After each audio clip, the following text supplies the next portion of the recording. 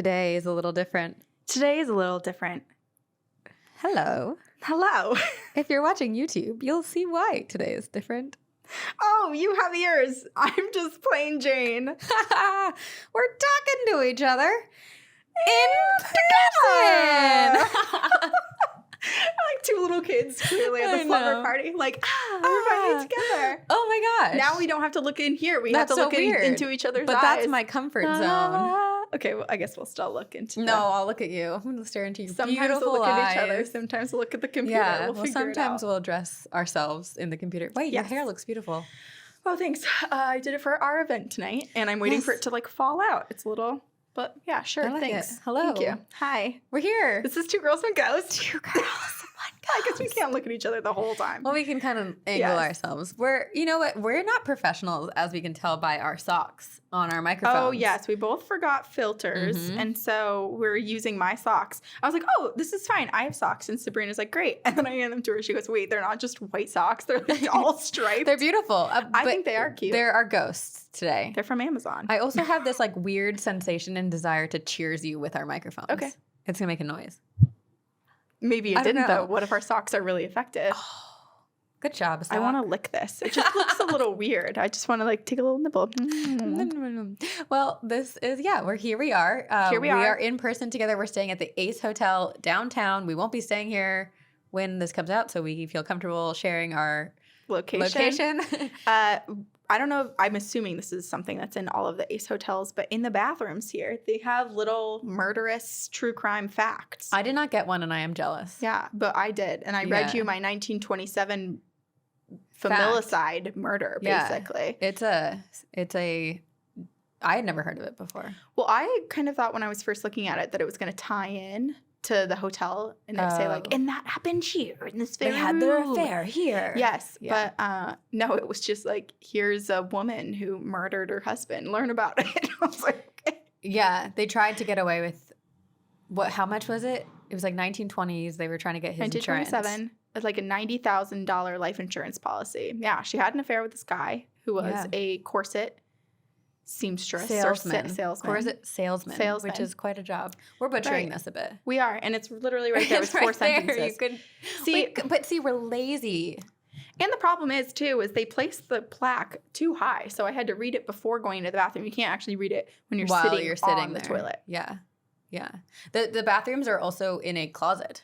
That was a surprise. Very interesting. It's kind of hard to figure out where they had are. to show me where it was. Because it's literally, the whole wall's painted black. It's a hidden room, but it's a bathroom. And this episode is sponsored by Toilets. and murder crime facts on toilets. We are not used to being in person together. I know. I feel like I have to look away and not make too big, long of eye contact. It feels unnatural. I'm stuttering. I'm stumbling. Oh, looking at you makes me nervous. Let's look away. Okay. This is an encounters episode. Encounters, yes. So that means we are going to read your stories, your encounters with the spooky, supernatural. I actually love the shadow vibe we have going. I know. This is nice. It also feels like element. this. I mean, it's textured. It's almost like, I don't even know how to describe it. It's like recycled. It feels like paper mache. Sandy. Almost. Yeah. Yes. But in here, it looks like concrete, which makes me feel like we should have just said we're recording from my underground bunker and made everyone This believe is the bunker episode. that I finally got my dream bunker. One day. One day. Soon. Actually, I just learned. Live from the bunker. That would Two be girls, one ghost. so cool. There is a lot of concrete in here, so this There could is. look like a bunker. Yeah. I just learned that Nick's mom, growing up, they had a bunker in the house, and it was the playroom. Wait, where is this a panic room or a bunker? It was a bunker. It was truly underground. It was truly they were afraid of being bombed bunker. Did they build it? I think they or- bought the house with it. I'll have to get clarity, but the kids had Wendy was terrified of it because it was like a dark room, and apparently there were like windows, some right? creepy toys that they kept down there and things that they were unsettled by. And the parents were like, go play in the playroom. And it's like, well, you mean the bunker? Yeah, the bunker. Oh my Go gosh, play in wait, the what a bunker. dream. But yeah, maybe don't put your kids in the bunker. Well, I feel like that's just like maybe where you put the guest room. You know, the spare room. Like no one Just for hardly Corinne. uses it. But then when I come and visit, I can stay in the bunker. I'm staying in the bunker. And then I feel safe. And if there are tornadoes coming for me, I'm like, whatever. Yeah. It doesn't matter. I'm safe in the bunker. I also just heard from one of our friend's brothers on Instagram. He was eating cup of noodles. And cup of noodles doesn't expire until like 2,300. Wait, that... It's scary. I'm all for like preparedness, but there's a big difference between like canning some blueberries and cup of noodles. But that seems really dangerous. But the nice thing is, like, I feel like at some point, if there's an apocalypse, food is no longer being produced, and stock up on cup of noodles. That's the currency in the future. Or honestly, it might just make you die faster. If you only eat cup of noodles. Your heart is like, ugh. Yeah.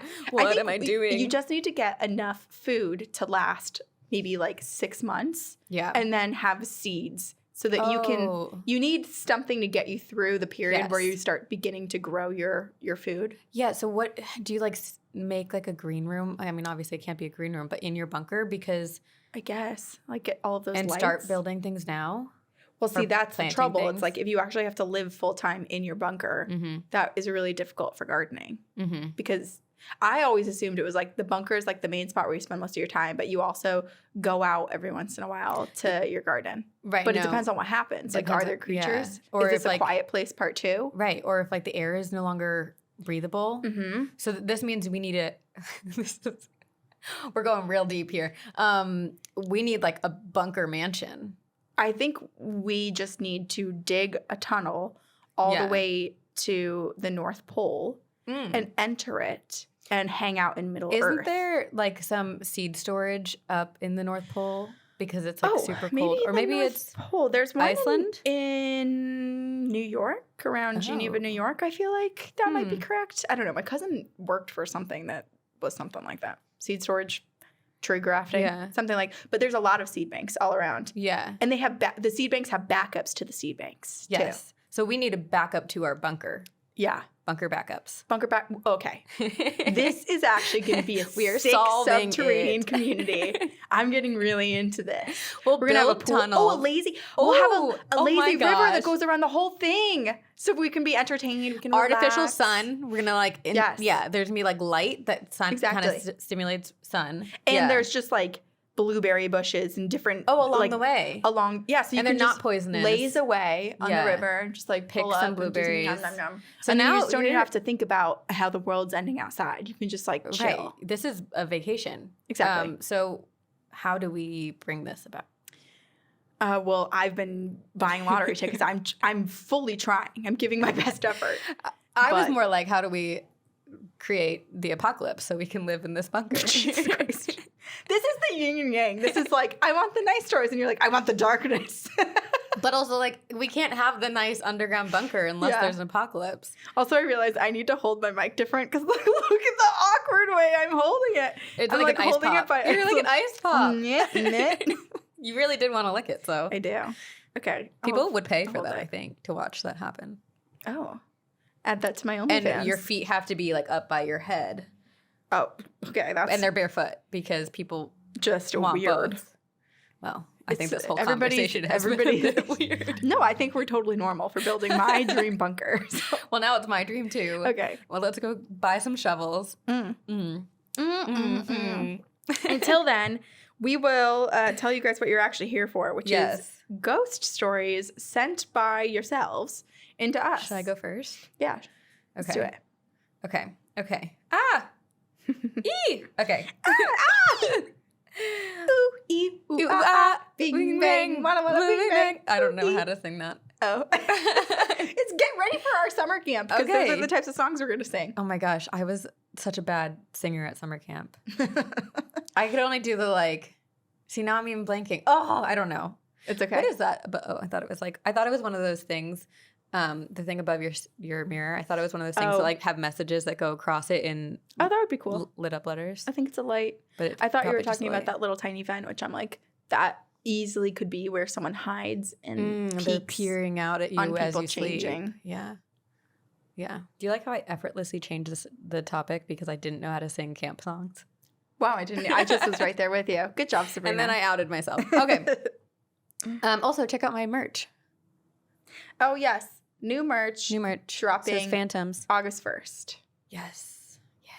I don't know when this episode comes out, so I don't either. either already out or soon to be. Yeah, because I'm traveling for 2 weeks in Italy and so we're recording a Spain lot and in Portugal. advance. Yeah, so okay. I have a story in a very Sabrina manner that is called "We Got Adopted by Aliens and a Confusing, Terrifying Night" from Caitlin. Oh my God. Yeah. Wait, okay. I'll keep my comments to a minimum. Okay. It's just like, it's adopted by aliens. Yeah. Adopted, not abducted, right? Adopted. Which sounds pleasant. But then it says terrifying night. Yes. So I'm like, all right, what's to come? But then I did watch that documentary, The Girl in the Picture on Netflix. Oh, that I just came out. screenshotted that because I want to watch it, but I And haven't. It's really, really disturbing and sad. Mm. Great true crime documentary. Very well done. And kind of like an amazing story just in terms of like how long it took. But by the end, they got answers, which is kind of incredible. Okay. Yeah. So you don't leave it feeling like totally heartbroken and gutted. Okay. Dear Ghostesses and dearest ghost, I am Kat. And man, I have had many experiences that I often chalk up to being an indigenous and very in tune with the spirits. I am happy to have stumbled upon your podcast and deeply enjoy the spooks and scares. But today, I want to tell you, it's so weird feeling you look at me. So I'll look away. I'll look down. No, it's just, I got in my head about it. We'll have the video zoom in on you now so that I can just do whatever on the side. All right, I'm going to work on my posture. Okay. It should do. But today I want to tell you about 2 encounters that have left me baffled and rather confused. The first was an incident that my family jokes about a lot and call the "we were adopted by aliens" incident. And the second is something I cannot explain at all. The "we were adopted by aliens" incident happened when I was 8. My mother was driving me to my dad's after a weekend at her house. My younger sister was 3, and we were going through a rural area in Ohio. No streetlights or other vehicles on the road. Kenna, my sister, and I were in the back seat, and she was quietly listening to music as I daydreamed while watching the passing scenery. It was dark, and I remember that it was a new moon because all I did as a kid was look at stars. When we passed this old farmhouse, suddenly the cab of the old used car my mom had filled with bright white light. Ooh. I remember not being able to see anything but that light. Having an overactive imagination, I quickly asked if everyone else experienced this blinding light. My mom freaked out, and my sister looked at me, and we all began to try and debunk the fact that we all 3 were experiencing this bright light. Again, no streetlights were around, and we were the only vehicle on this country road. As a kid, I had watched a ton of paranormal shows with my dad and led the debunking of the car. I quickly checked the light in the car, figured that maybe it had randomly blown, and to my surprise, the warm, very yellow light filled the cab of the car. My mom and I shared a look of surprise. Then my sister spoke up, and like any other 3-year-old who doesn't fully understand words, she goes, "We just got adopted by aliens." Oh my God. So her mind wasn't wiped, but everybody else's was. It has to be. Yeah. Right? Yeah. Because why else would she ever say that? I know, but That's I also so love that she strange. meant to say abducted, but it Adopted. Adopted. We just got adopted. I mean, maybe. We don't know how nice they were to her. They may have been really nice. Hello?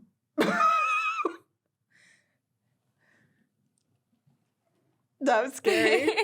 That's our neighbor being mad at us. What if that was a hole and it was just like an eyeball appeared? And, yeah, that would be scary. We'd hyper zoom. It is perfectly in the middle of us. Mm-hmm. We never figured out what that bright white light that filled our vision fully was, and still joke with my sister about the time we were adopted by aliens. So cute. Cute, but also like, I mean, I guess it's good that they don't remember because now it's just like a fun joke that they can all talk about. The second experience is much more terrifying and happened when I was 23. I started my decolonization journey when I was 17 and is really important to this story. I am mixed and follow a Norse path and my tribe's traditional paths, meaning that I keep a well-stocked altar filled with sage, sweetgrass, tobacco, and cedar at all times. At this current time, I was in a bad spot and was living with my grandmother and her 4th husband in an old farmhouse, which was very spiritually active. My room was on the 2nd floor, and the night in question, I was studying for finals and deep in my books. My bedside light was on, along with my adjoining bathroom light, as I worked diligently on studying. I can picture it perfectly. Yeah, me too. That's why my face is kind of like this is like, I went from I smiling to like, I can see it. Something bad's going to happen. Yeah. Suddenly, around midnight, I began hearing meowing from my window on the second floor. Oh, I don't want this meowing to be a bad thing. Okay. Preparing yourself for something bad to happen to a cat? Or for a cat to be the demon mimicking, yeah. My stomach lurched as I grew up with the knowledge that after dark, you draw your curtains and don't look outside if you hear anything odd.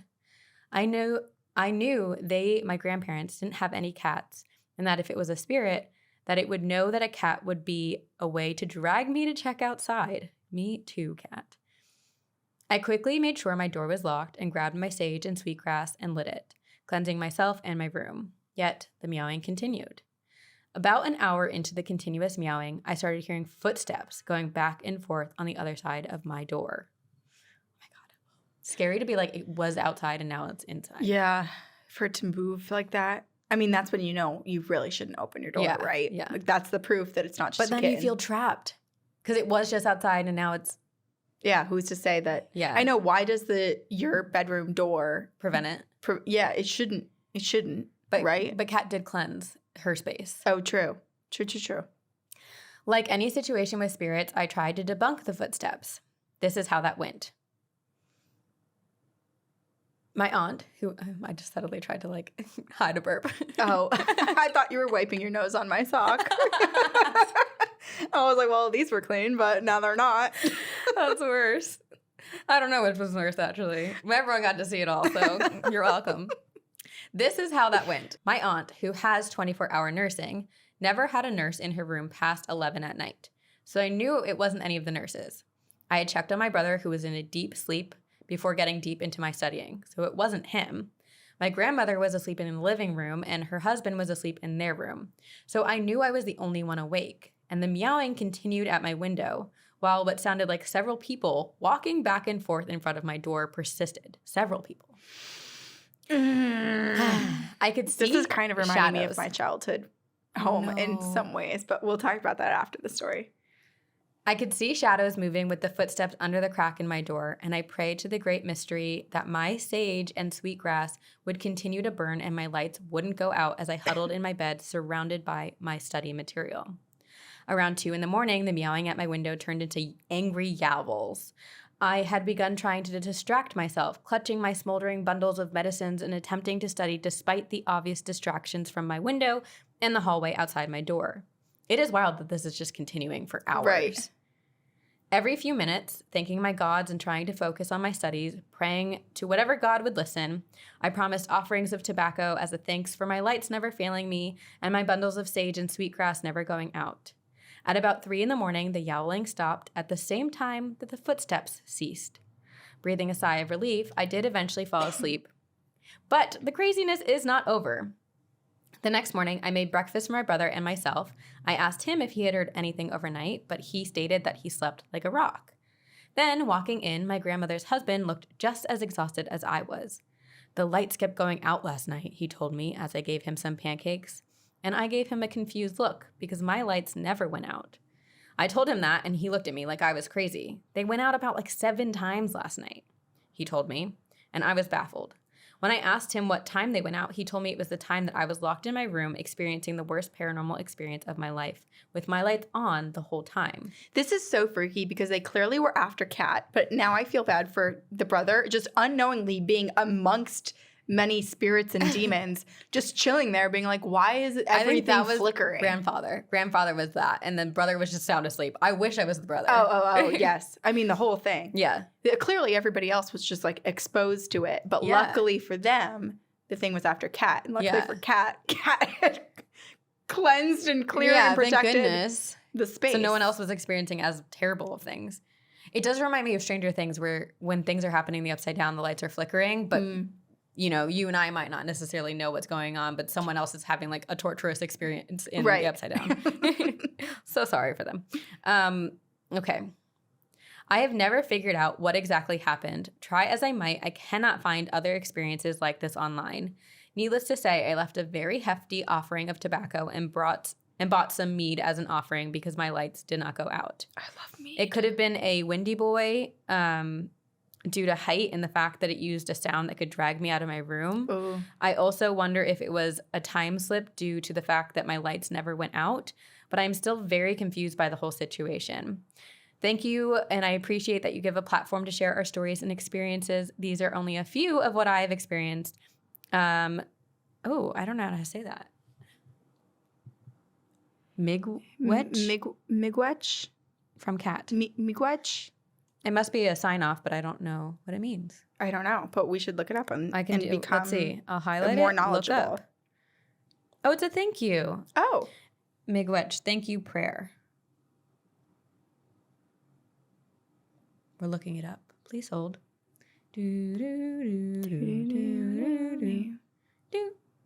Sorry, my coffee breath is so close to you now. I have just as bad of coffee breath. We are in this together. So I think it means thank you. But from where? Let's see.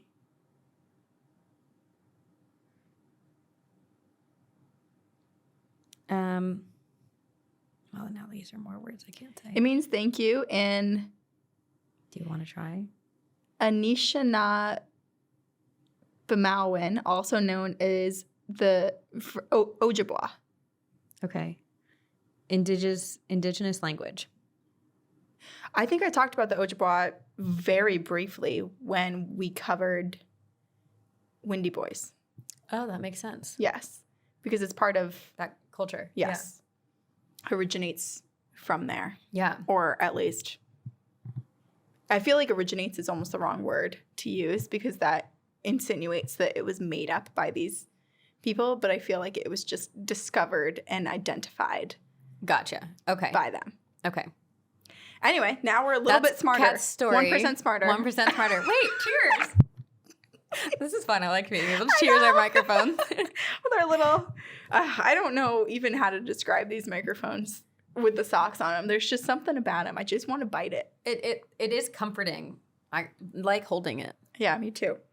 I can see I have shit I was going to say, what's going me. on over there? I can see it I'm dirty. That's okay. It's the same outfit I wore last night, so We're can't leave the dirty. hotel room until I change. We're dirty and Kat is haunted. And Kat is haunted, yes. I'm curious if Kat did look out the window at all, or if Kat just had the knowledge and ability to be like, I'm not going to give it more attention because that's what it wants. Yeah. I mean, and it's also interesting that it was able to sustain its haunting for so long. So long. Which makes me think, like, what was it trying to do? What was it? Because I feel like in so many experiences that we've heard where people have something similar happen, it doesn't go on as long as it does. Right. That was for 3 hours, 3+ hours. Right. Which is like, clearly it really wanted. Yeah. I mean, it had other people around. It could have gotten her grandfather, her brother. It could have gotten many other people, but clearly there was something specifically with Kat that it was willing to risk it and put in all of that time. It makes me curious how spiritual, if at all, other family members in Kat's family are, because if Kat is the most in touch with spirituality and offerings and, doing these rituals and stuff, perhaps that made her a target because they're like trying to come after. I just feel like there's some level of openness. Yeah. It's like you try to become more spiritual and try to become more in tune with like your past and ancestors and beliefs for all of the right reasons, but then in turn you end up becoming more of a target. More vulnerable. It's because like it's you're a challenge suddenly aware. For them. Yeah. You're now on the same playing field as so them. rude. I know. Well, at least Kat survived. But I'm dying to know more about the alien adoption. Yeah, I want to know where. I wonder, Kat, if you remember where I'm going to speak to you. Kat, hello, if you're watching. Do you remember where this happened? What country road? And let's find that location. Yeah.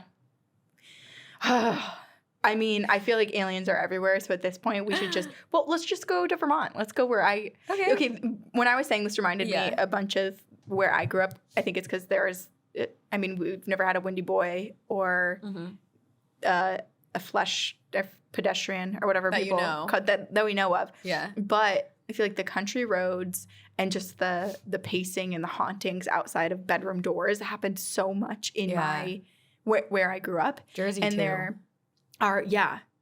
Well, and also, too, I mean, you're like near the Pine Barrens, so very haunted. Very. But I'm just picturing, like, I have driven so many times as a 16-year-old, freshly with my license. Yeah. I would drive stretches of road for 20 minutes where I would never see another car. I'd barely see houses. It was so dark. It was so desolate. creepy. Yeah. Yes. Yes. Yes. I told you about, there was one time, I know I told you this many years I'm sure ago, you did. but there was a specific road that I would drive on often in Charlotte, Vermont, which it has a lot of like very dark roads. I don't even know if there are streetlights anywhere in Charlotte.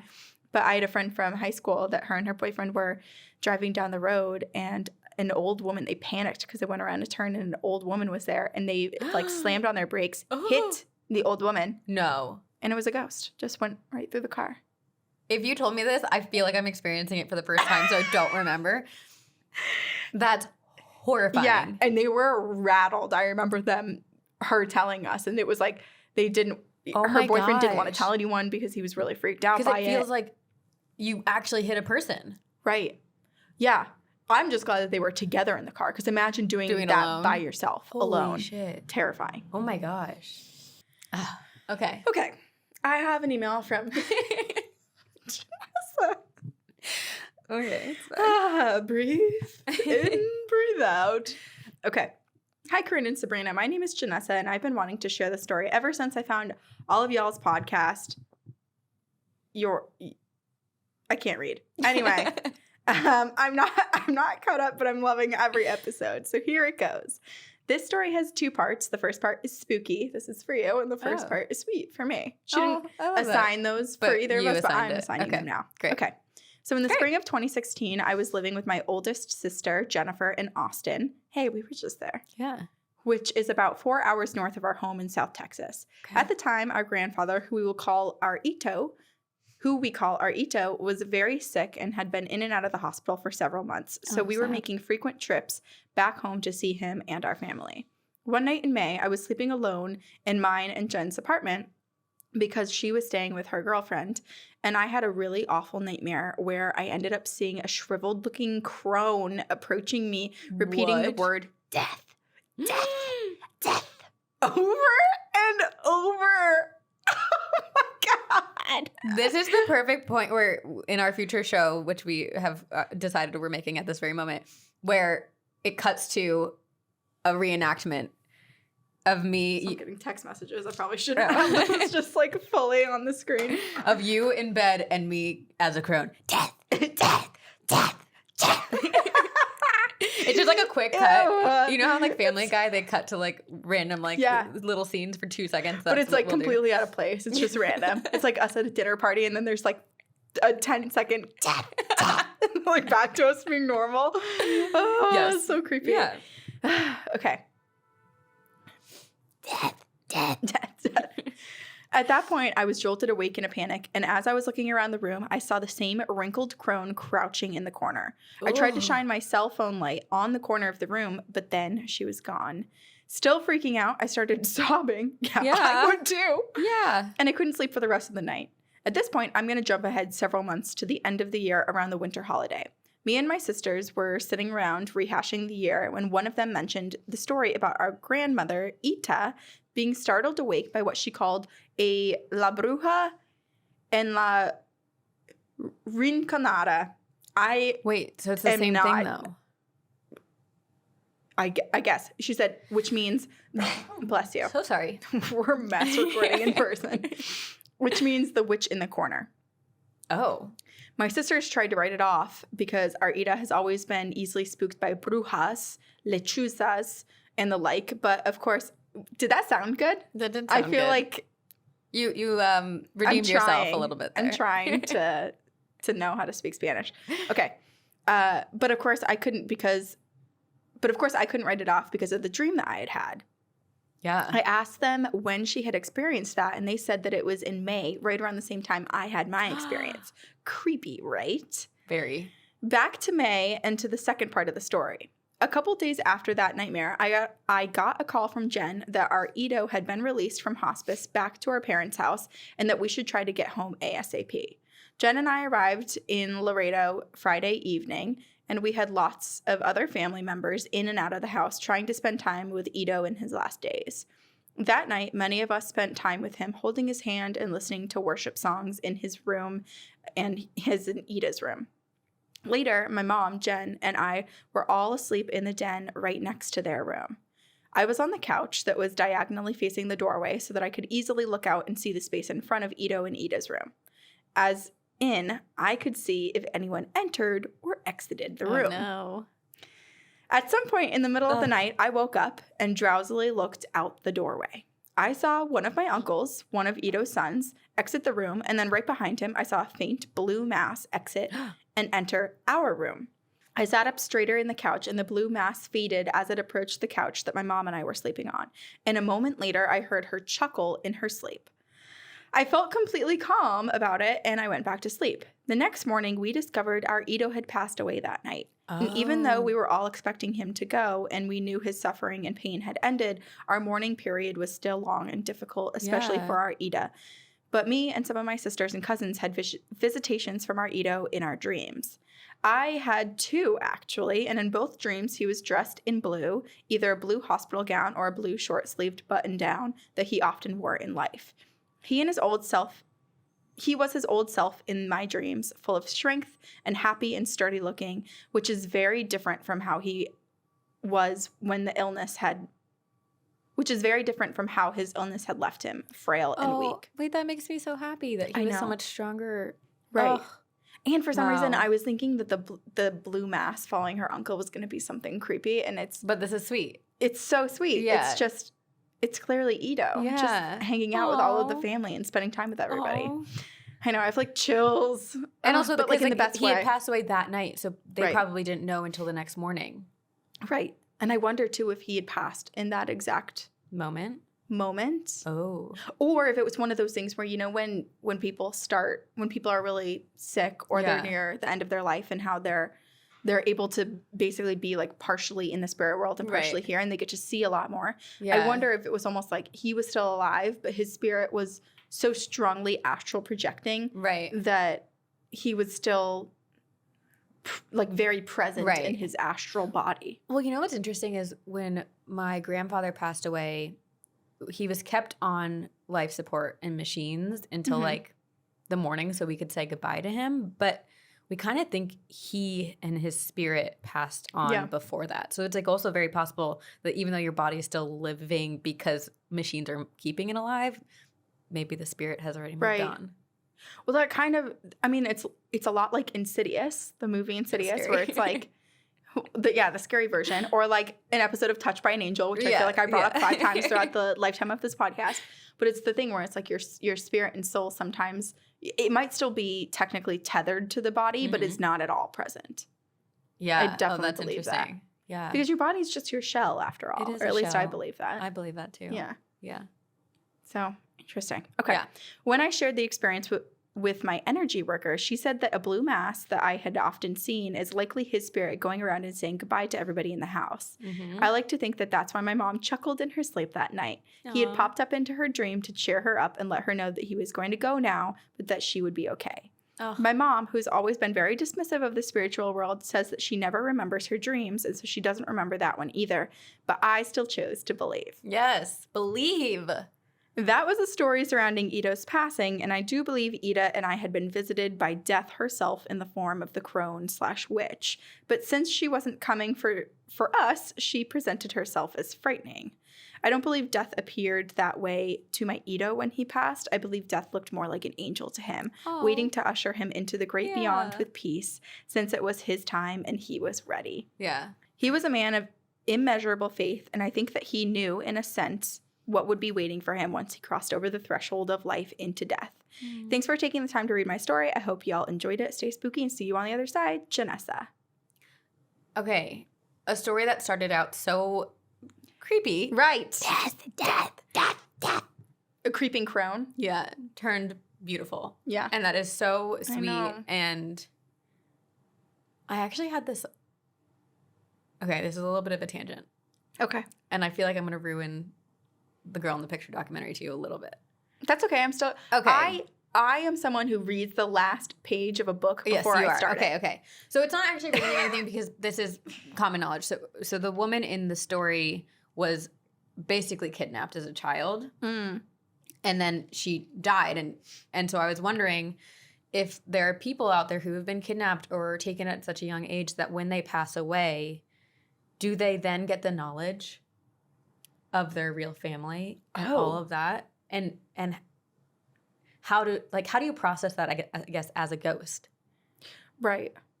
Or is it like you learn it, maybe you're able to like see your family, hopefully see that they're okay.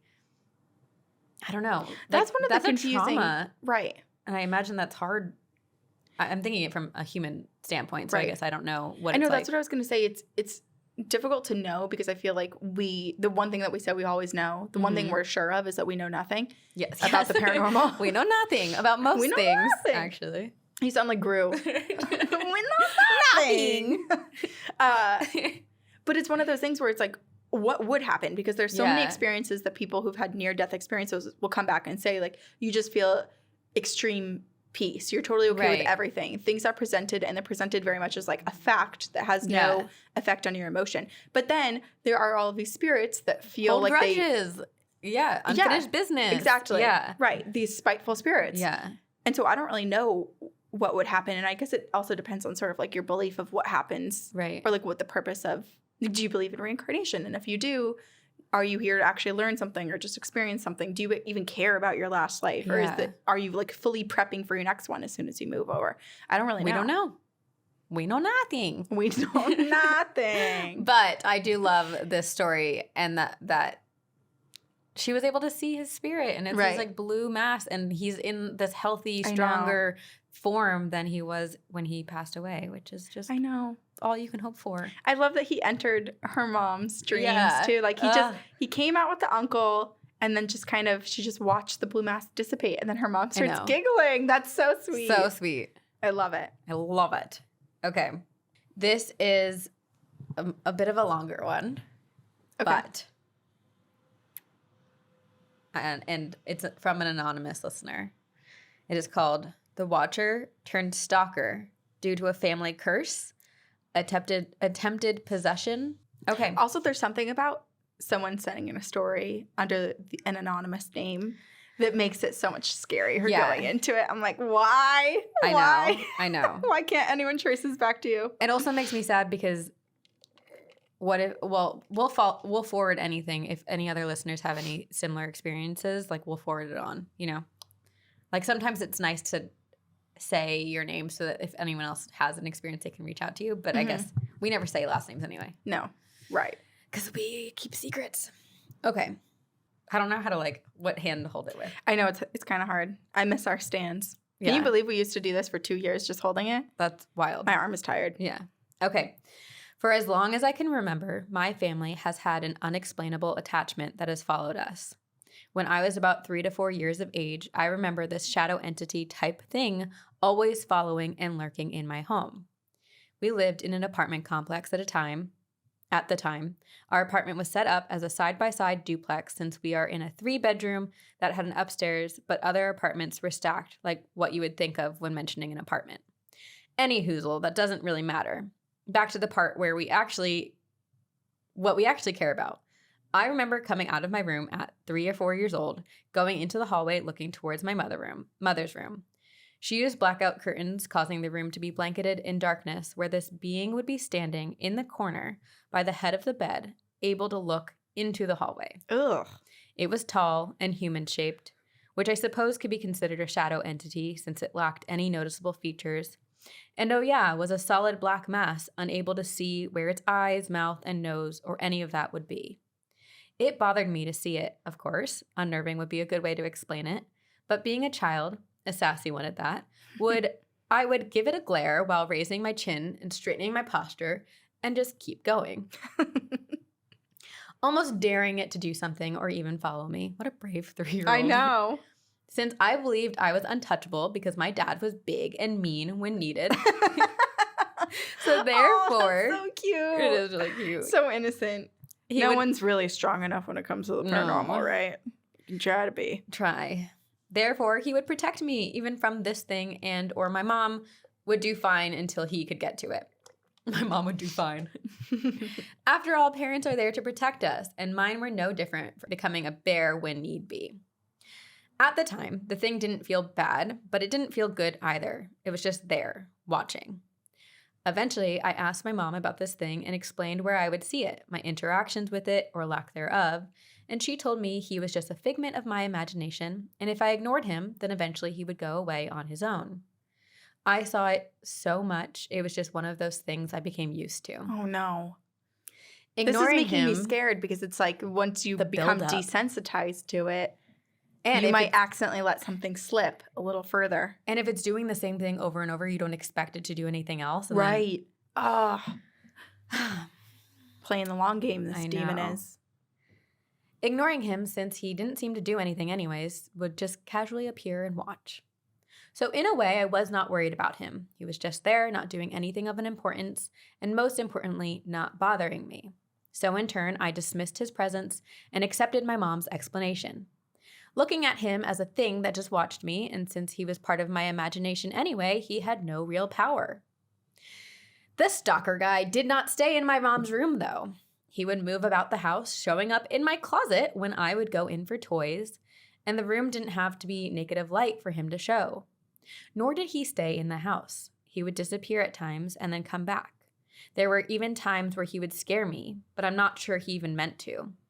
After all, he was only supposed to be a figment of my imagination, right? So in turn, I was scaring myself because if he's a figment of my imagination, he only showed up when I wanted him to, or so I thought. Long story long, when we moved out of state, it seemed like that was the end of that, until shortly after, he followed sticking to the traditional creepy spots. You know, closets, basements, unused or lightly used rooms, just watching. This went on for years, and I just assumed the watcher was essentially a protector of my family since he only seemed interested in us. I say this because we lived in a large house with approximately a total of 14 people in the house, including my entire family, and he only seemed to watch my family. More importantly, he seemed to hover around my dad, stalking him from the corners. Looking back on it now as an adult with the knowledge I have now, he was most likely feeding off my dad's energy. He stuck around, but over the years, I dismissed his presence and did not acknowledge him again until his energy changed. He went from being a watcher in the background with no obvious motive for being around to this foreboding presence that emanated negative intent. You could feel it when you got close to his location, and he had no problem letting you know he sees you and is just waiting for you to come into arm's length. Oh. It's what I imagine prey feels like just before a predator strikes. Every hair stands to attention. You feel eyes on you while you start to form a knot in your stomach, and your body starts activating the fight or flight response, begging you to run to safety. The house we lived in at the time had a basement that had a large area that we used as a playroom, with 3 other rooms that were used as storage. When you went down the hallway, the first room you would pass is when your hair would start to stand on end while your body would be covered in goose flesh. The further you went down to the other rooms, the more you would just want to turn and run due to the amount of dread that would pass through you at just the idea of even going down that way. My body would start protesting at even of the thought of going in that direction. Oh, gosh. Oh, it's just like, it's so hard because this thing is clearly, it started so subtle and like slowly increased that like, I imagine it wasn't like a snap of the fingers, right. You know, so it was just like slow, subtle, increasingly more malicious.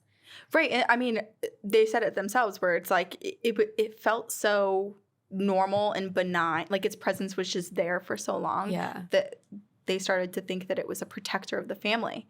And that's exactly when something like that will switch and start to creep in and do the horrible things that demonic presences set out to do. It's such a long con. I hate it.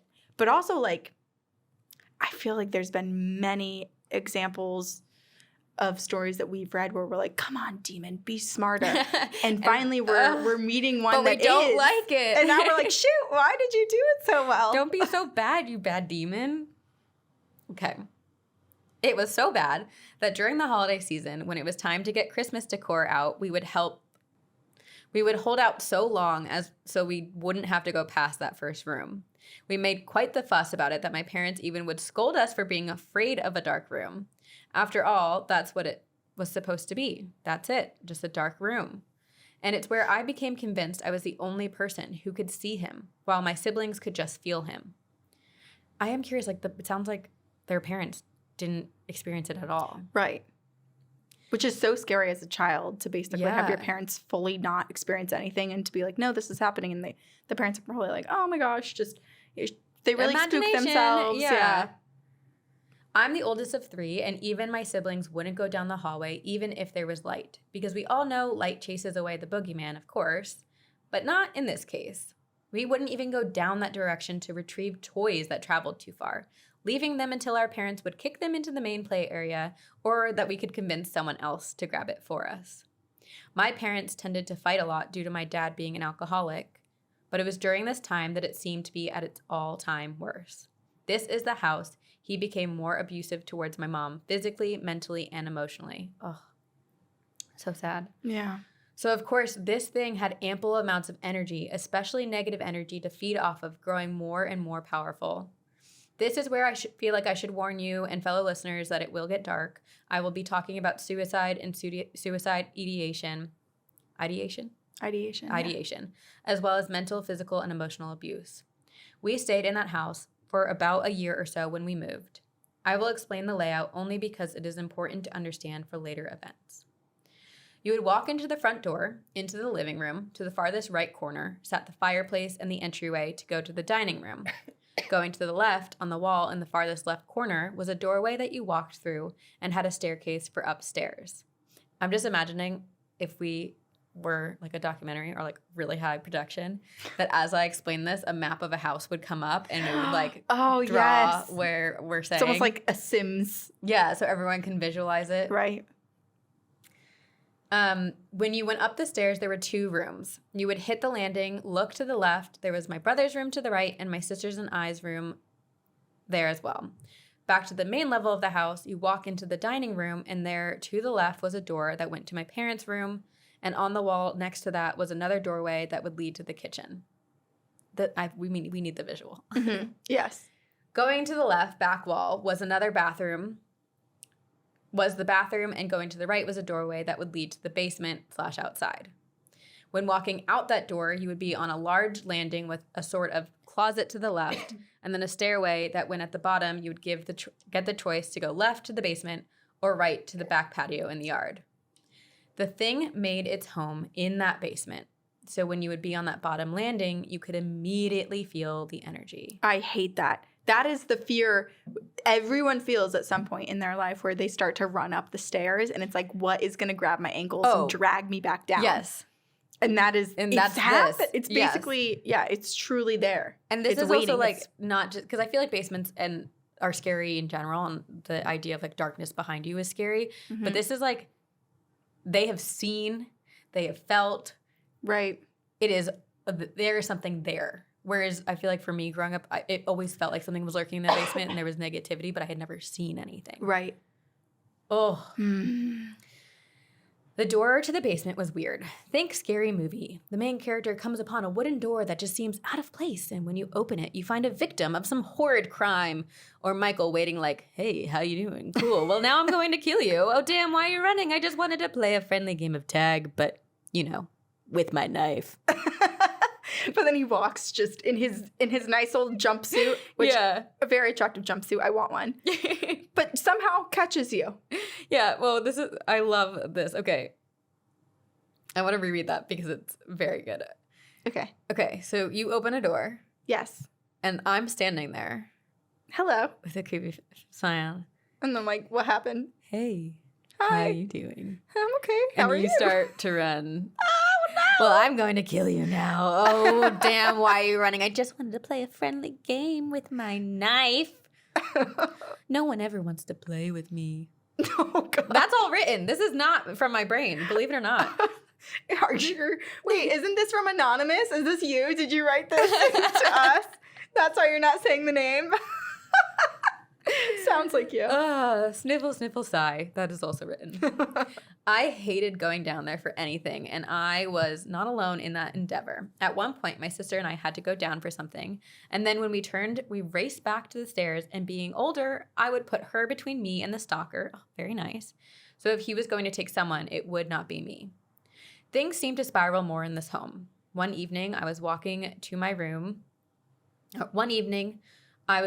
by my parents' room, stopping in the doorway to the kitchen, looking into my parents' room due to the yelling, and saw my dad screaming and yelling, "What the fuck is that? Get it away from me. Help me. Oh God, please help me. Don't let it take me. I'm not ready. I still have time." Oh my gosh.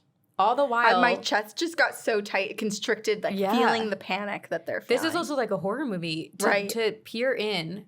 You've spent your whole life knowing that there's this dark entity that your parents have told you in your imagination, and then peering into your parents' room, seeing your father cowering away from something.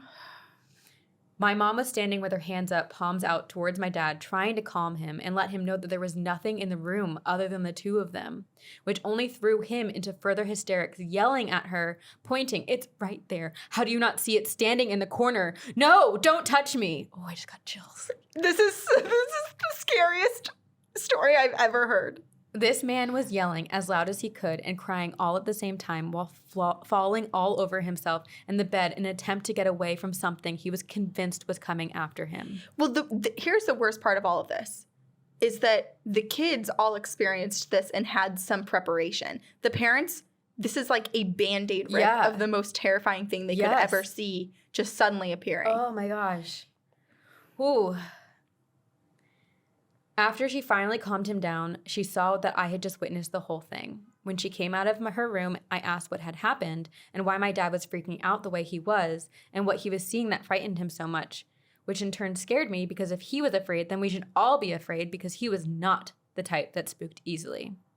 This is where she informed me that my dad had bipolar schizophrenia, and that meant he would experience hallucinations that were not there, but in the moment, he was experiencing something so real and tangible that no amount of reasoning would be able to snap him out of it.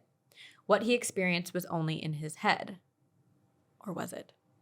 Well, that's one of the things that we've talked about a lot, is that sometimes it's hard when you cover the topic of paranormal because there's a lot of mental illness that can also be attributed to the same types of things happening. Yeah. But then on the flip side, having mental illness or having bad things happen to you and just being surrounded by sometimes negativity or distrust of people around you or of yourself often attracts makes you the vulnerable. Darkness. Yeah. So it's kind of like it's a catch-22. It's like, which one is it?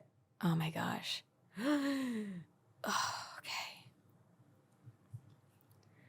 This would be a good place to mention that I was about 8 or 9 when this happened, and due to what my mother told me, shaped how I started to see the paranormal world. It caused me to think back to the stalker man and when I would see him as a child. Maybe it wasn't my imagination. Maybe I suffered from schizophrenia as well. I couldn't say that to my mom, though, because she had enough to worry about with my dad, and I didn't need to add to her stress. After all, I am the oldest. I should be able to handle anything. Oh, it's such a sad child thought. Oh. And well, it's not a problem for me at the moment, so just don't worry about it unless it becomes problematic. This is where things really start to get interesting, because shortly after this experience happened, the feeling in the basement became stronger.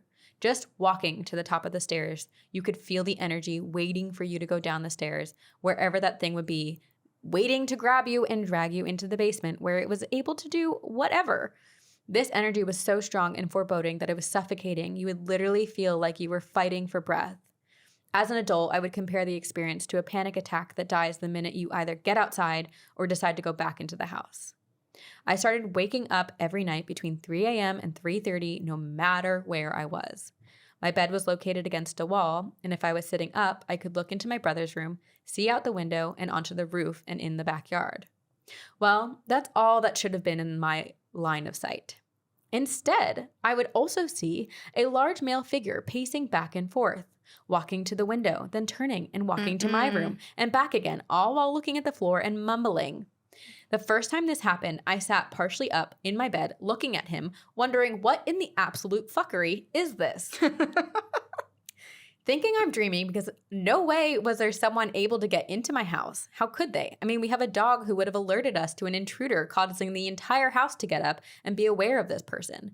There was no way they could enter through the window to my brother's room since the roof wasn't strong enough to support any real true weight. Plus, they would have caused noise when they entered due to the toy box that was under the window. I continued to stare at his profile. I would put his height at about 5'10", head bent to the floor with shoulder-length hair covering his face in shadows, wearing a dark t-shirt and dark pants with some sort of black boot. Overall appearance would be toned in shape and muscles, but not like full-on muscle, while holding a knife in one of his hands. Oh. I watched him for probably about a full minute when he finally noticed me. He turned to start walking back towards my room when he stopped and snapped his head up in my direction, shouted, and charged me. Oh my God. The only noise I seemed to be able to muster was a small gasp, lying back down, throwing my blanket over my head, holding the edge of the mattress so it wouldn't come off of me while simultaneously curling into a ball while I started to cry. And then I felt his weight hit my bed, straddling me in place, and I also felt him bringing down his hands on me as if he was trying to beat me and stab me.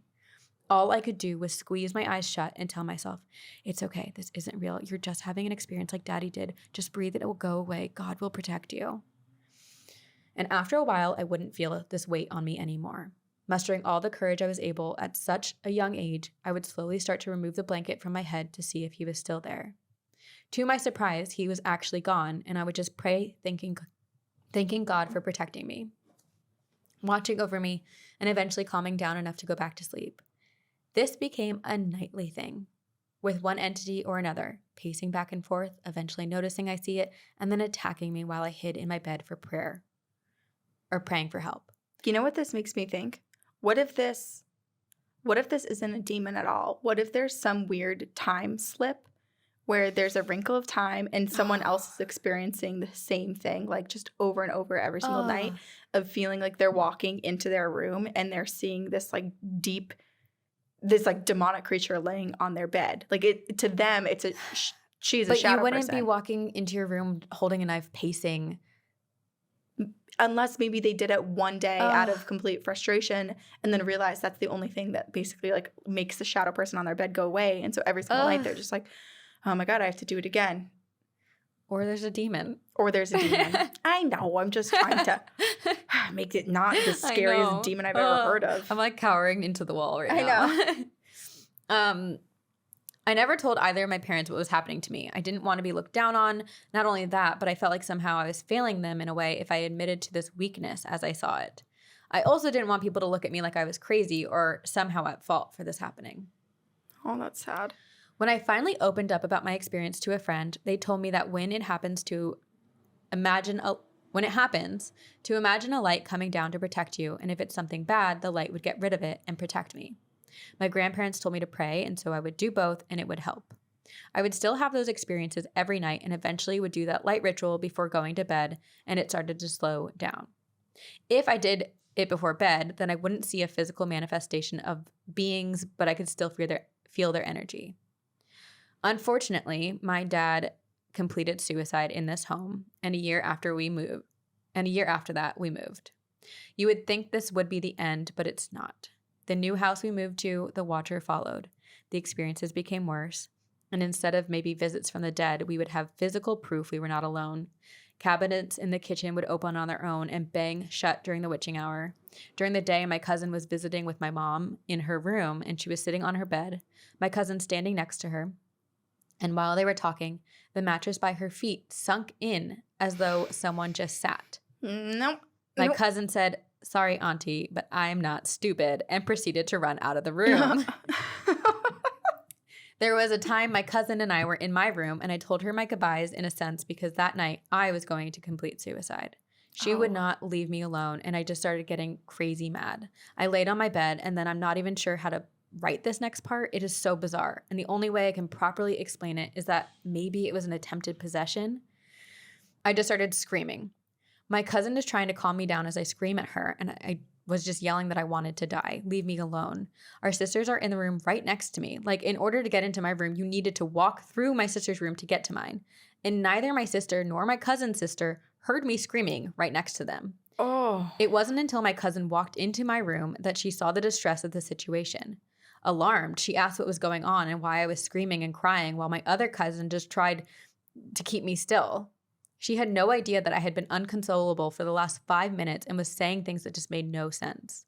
Both cousins are on my bed now trying to get me to calm down, one on either side of me. And these girls weigh about like 120 to 130 pounds each of them holding on my arms. And I somehow managed to lift each girl with the arm they were trying to hold down. Oh my God. All while still screaming and apologizing for not being strong enough.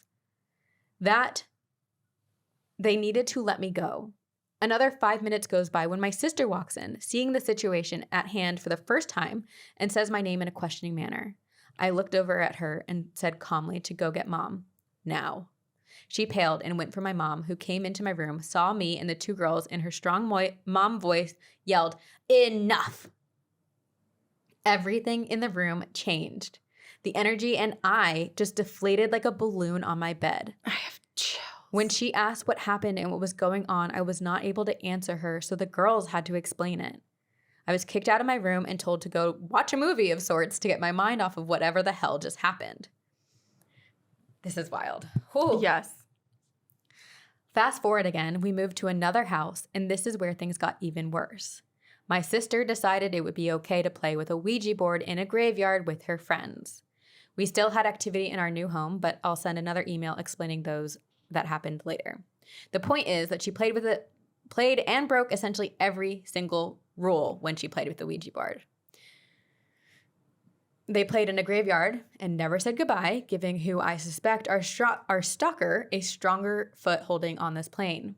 Things started happening all the time, and this thing was just malevolent. My mother's idiot boyfriend called it out, saying, "Oh, you think you're so big and bad? How about you show yourself and pick on someone your own size, you little..." I don't like that word.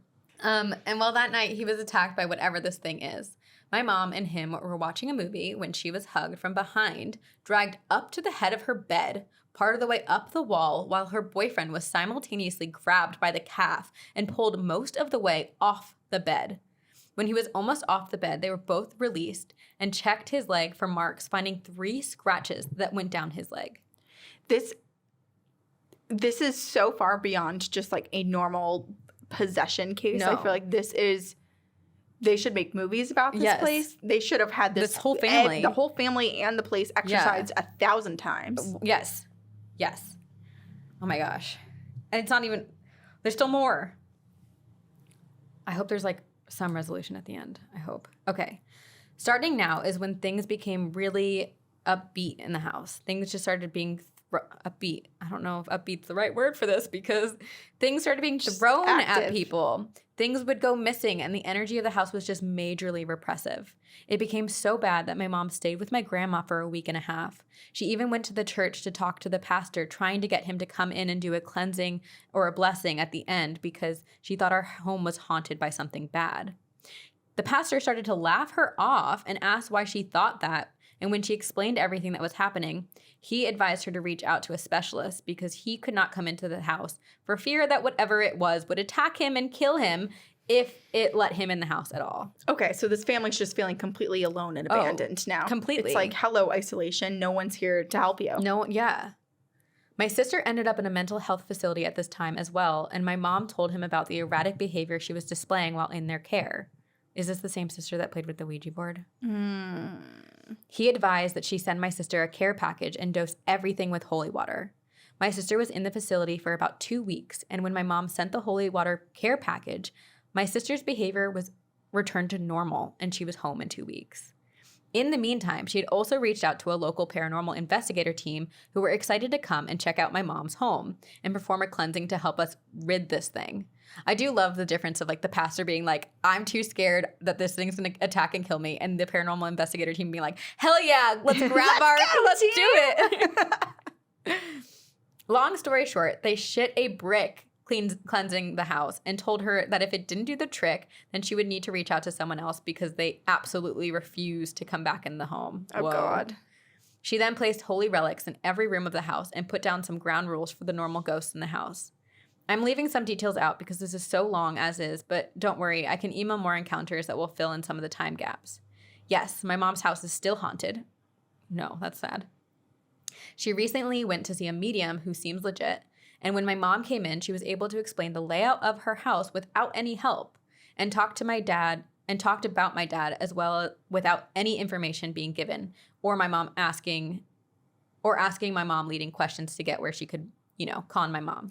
If I were a medium, I would be so scared of cases like this where you yourself are already so open. Yeah. And everybody, whether they believe or not, seems to be experiencing something. I'd be so scared to basically be around anyone. Well, think about it. All these people are scared. The pastor and then the paranormal team was excited, and then they go and it's like, this is too intense for us. During the session, she learned that she essentially saved my dad's soul from damnation. I guess when he was in his early teens, my dad sold his soul to the devil. He was an atheist and didn't believe in all the extras of the world, and so being an ignorant teen who thought he knew more sarcastically sold his soul to an evil entity of sorts. Now, if that was the devil or just a demon, we are not sure. Regardless, he made a contract to die by 30 and have his ashes be spread within the first year of his death, and then he would be property of the thing. Whoa. I want to know how he did that. Why are you trying to do it? I'm trying to not accidentally do it. Just don't sarcastically say you're going to sell your soul to the devil. Well, that's the thing. It's like, is it just you saying it out loud? Because if that's the case, well, it sounds like he signed a contract. Might be fucked. But I'm pretty sure on this podcast we have said like, well, why not? Yeah. Whoopsie. We take it all back. Okay. The medium told my mom this, but then said that he somehow lasted 2 years longer than he was supposed to. My dad was cremated, and my mom was supposed to only hold on to his ashes for the maximum of a year and then spread them, but she never did that. And the medium told my mom that her lack of doing so was a good thing, because if she did, she would have fulfilled the wishes of the contract my dad had made. But because she didn't, the contract had become null and void. She then proceeded to inform my mother that a curse was somehow placed on an ancestor of my dad's about 150-ish years ago that affects not only him, but also the bloodline. The only way to remove it... The person who's writing us. Yes. The only way to remove it was sitting down and doing what I would consider a cleansing ritual by accepting that this happened, but encasing ourselves in light and protection, and that it would go away. It seems too simple to me, but I'm not about to play with fate like that either. So my question still stands. Was this thing I saw while growing up the same thing that started attacking us? I believe so. Was this thing targeting us because of some curse that was put on our bloodline 150-ish years ago? Again, I would wager the answer to be yes, but will I be curious enough to try and reach out to the other side? No! Sorry, not sorry for the length. I tried to simplify as much as I could while keeping the important parts. Don't worry, though. With the experiences I have, I'll be able to fill in any blanks here and give you more creeps like the time I saw 2 kid ghosts that may or may not have been black-eyed kids or black-eyed crotch goblins. See you on the other side for sure, with the hopes of seeing you on this side first. Okay. These generational curses really freak me out because how are you ever supposed to be prepared or really know exactly what you're supposed to do because you don't know what you're battling against. It's not like your ancestors leave you this book of like, here's how to break the curse. Yeah, here's the curse that I put on you. Yeah, that was made. And then it's also so interesting because if all of the stuff that the medium told our listener's mom is true, like, was the curse somehow activated and intensified by the fact that this listener's dad made a contract or a deal with some demon, devil, evil spirit, whatever it may be? Like, did that amplify everything and make it worse? Yeah. Like, a curse and a deal with the devil combo is, it's this email. I know that the curse or basically the selling of the soul on the dad's part was intending to keep his soul like bound to them, to this demon. But I like to think that I'm going to put a positive spin. Okay, I appreciate this. I like to think that the reason demons hang around people and try to contribute to their depression is because it feeds on whatever darkness is left over after they pass. So I like to picture that when the dad did pass, he was freed of all of the depression, all of the sadness, all of the illnesses that he'd ever felt. Yeah. And his soul got to move on, and it leaves this like dark cloud of all it's like of the shadow people. negativity. Yeah, and then the demon feeds on it. Like it just like sucks, like a Dementor. It's like the creeper. Sucks it in. Waverly Hills. Yes. But it's separate from that person. That person gets to move on and just leaves all of the I hope so. The negativity. But that's why the demons feed on that sort of thing. Oh God. This whole story, like I mean, it was a long one, so I feel like there's just so many pieces that we can dissect and talk about. But the thing that sticks out to me, there's two, the most. Mm-hmm. The moment where our listener peeked into the parents' bedroom. And the dad was like, get it away from me, get away from me. Right.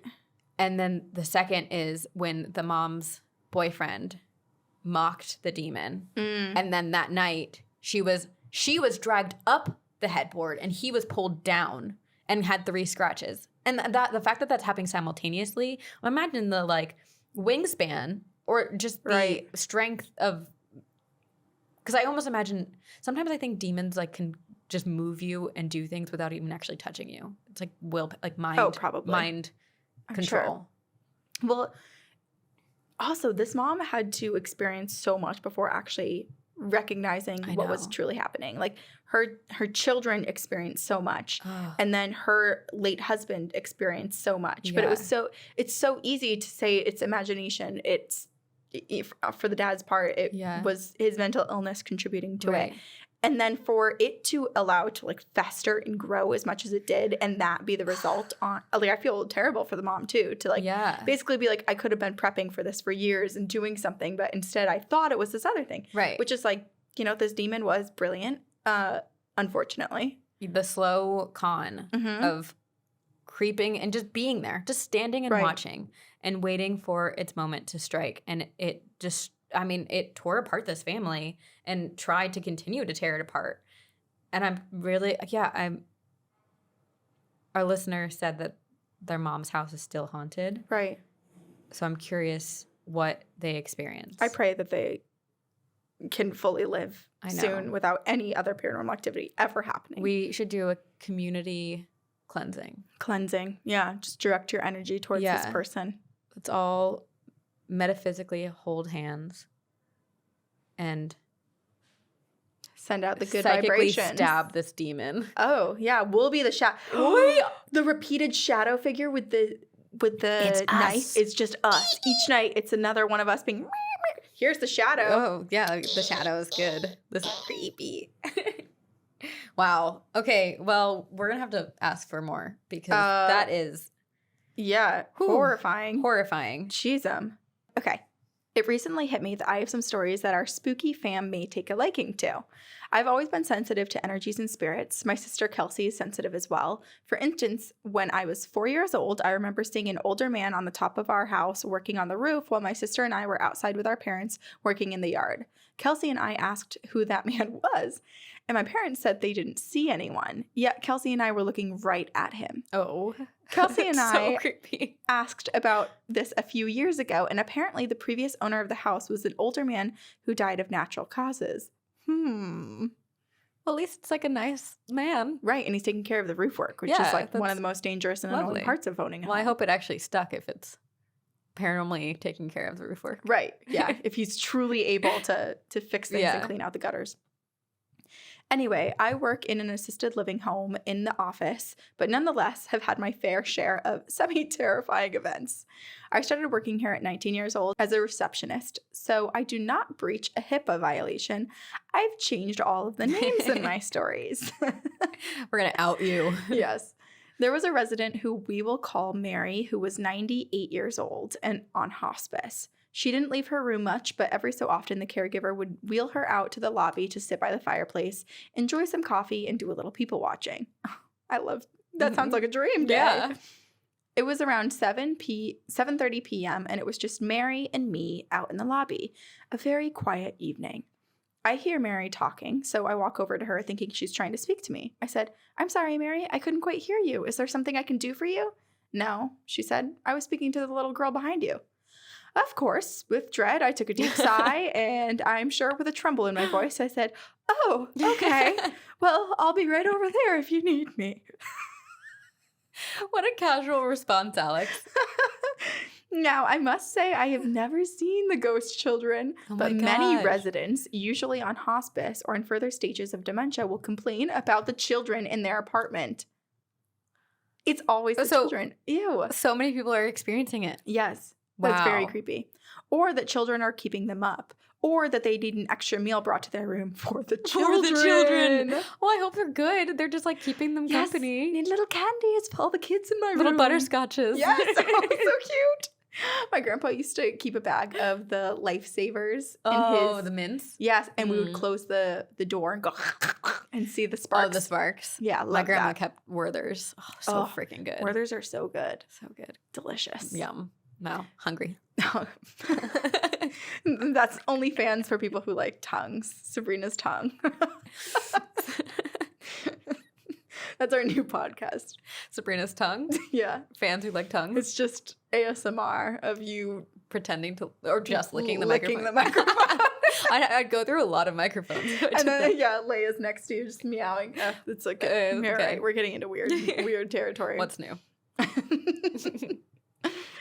From what I've gathered, after working there for the past 7.5 years, I have come to believe that when the residents talk about seeing things that are not there, they are just truly seeing things that we cannot. Yeah. I think at times we rationalize what we see or hear, and our minds block out that stuff and disables us from being able to see the spirits that are around us. Anyone who's worked with the elderly knows that they start to lose that block or filter as they reach their final months. A few coworkers and I decided to do a little investigating about the land our facility was built on, and we learned that it was a farm town and a schoolhouse used to reside on the property. Of course, right? That's just the tip of the iceberg of work stories that I have. I mean, if you think about how many people have died here, I'm surprised more things haven't happened. Or maybe I just keep my filter up and rationalize my experiences. Yeah. If you're interested in more experiences, I will gladly write back anytime. Absolutely. Absolutely. Always. You two are simply the best, and I thank you for the hours of entertainment that you've provided me with. P.S. My dad also has many spooky stories. Yes. He's from Hawaii, which I'm sure you know is a very spiritually active place. Stories that include a traveling man from China riding a donkey, the infamous night marchers, and many more. Yes, we need to know. Alex. Alex, you need to send us more. Oh my gosh, yes. I love to think that this retirement home, nursing home that Alex works at, it's just such a positive experience for people to like finish their lives in. That's a weird statement to say it, but like it is. Right. And that their spirits don't need to linger around. They don't have unfinished business. And I mean, if you think about it, the goal in life is to live, well, for happiness, I guess it's the goal, but like live as long as possible and like be healthy and happy. Mm-hmm. And people who are in retirement homes, like sometimes there are sad stories, but like they have lived a long life. Right. It's not like, oh, an accident happens and they die. They are moved into these spaces to like die comfortably, which is such a morbid thought. But like you hope that there's some positivity.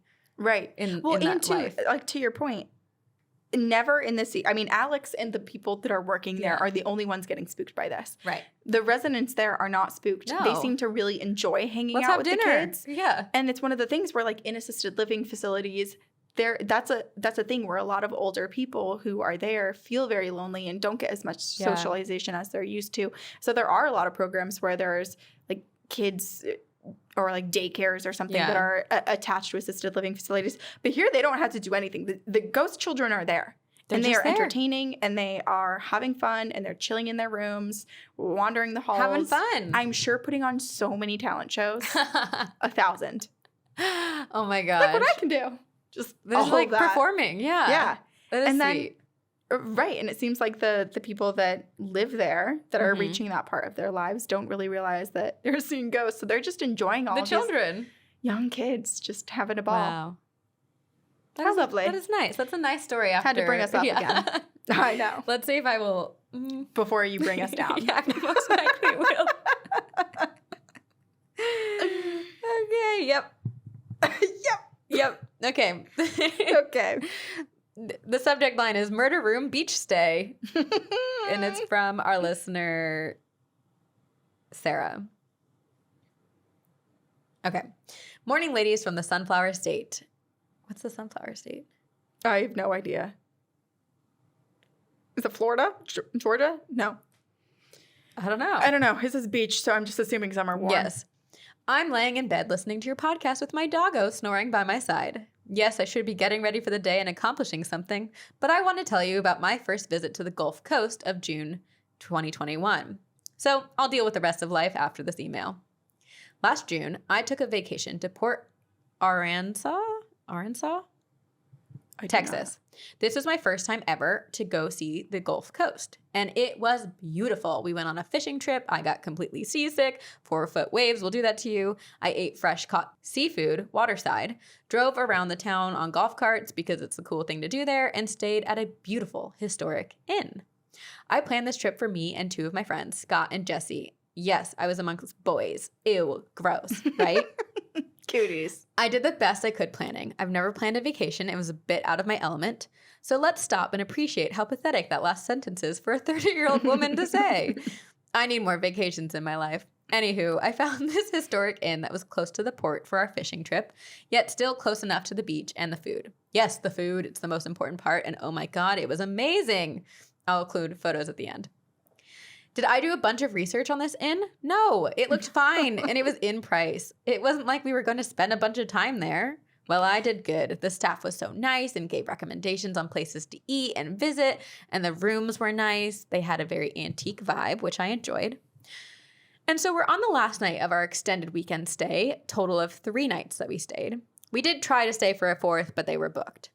Also, the guys refused to sleep on the beach despite my pleading efforts to do so just for 1 night. That is still on my bucket list, by the way. Anyway, we went to this portside bar that had this amazing tuna from a window restaurant right next door. As a foodie, I swear, the hole in the walls have the best food, and that was literal in this case. So we drank and ate good food, and were just enjoying life. Jesse and myself decided to take a golf cart to the beach and drive around and watch the sunset. Scott wanted to stay and drink. This is fine. We knew Scott would make friends easily since he has a much brighter personality when he drinks. I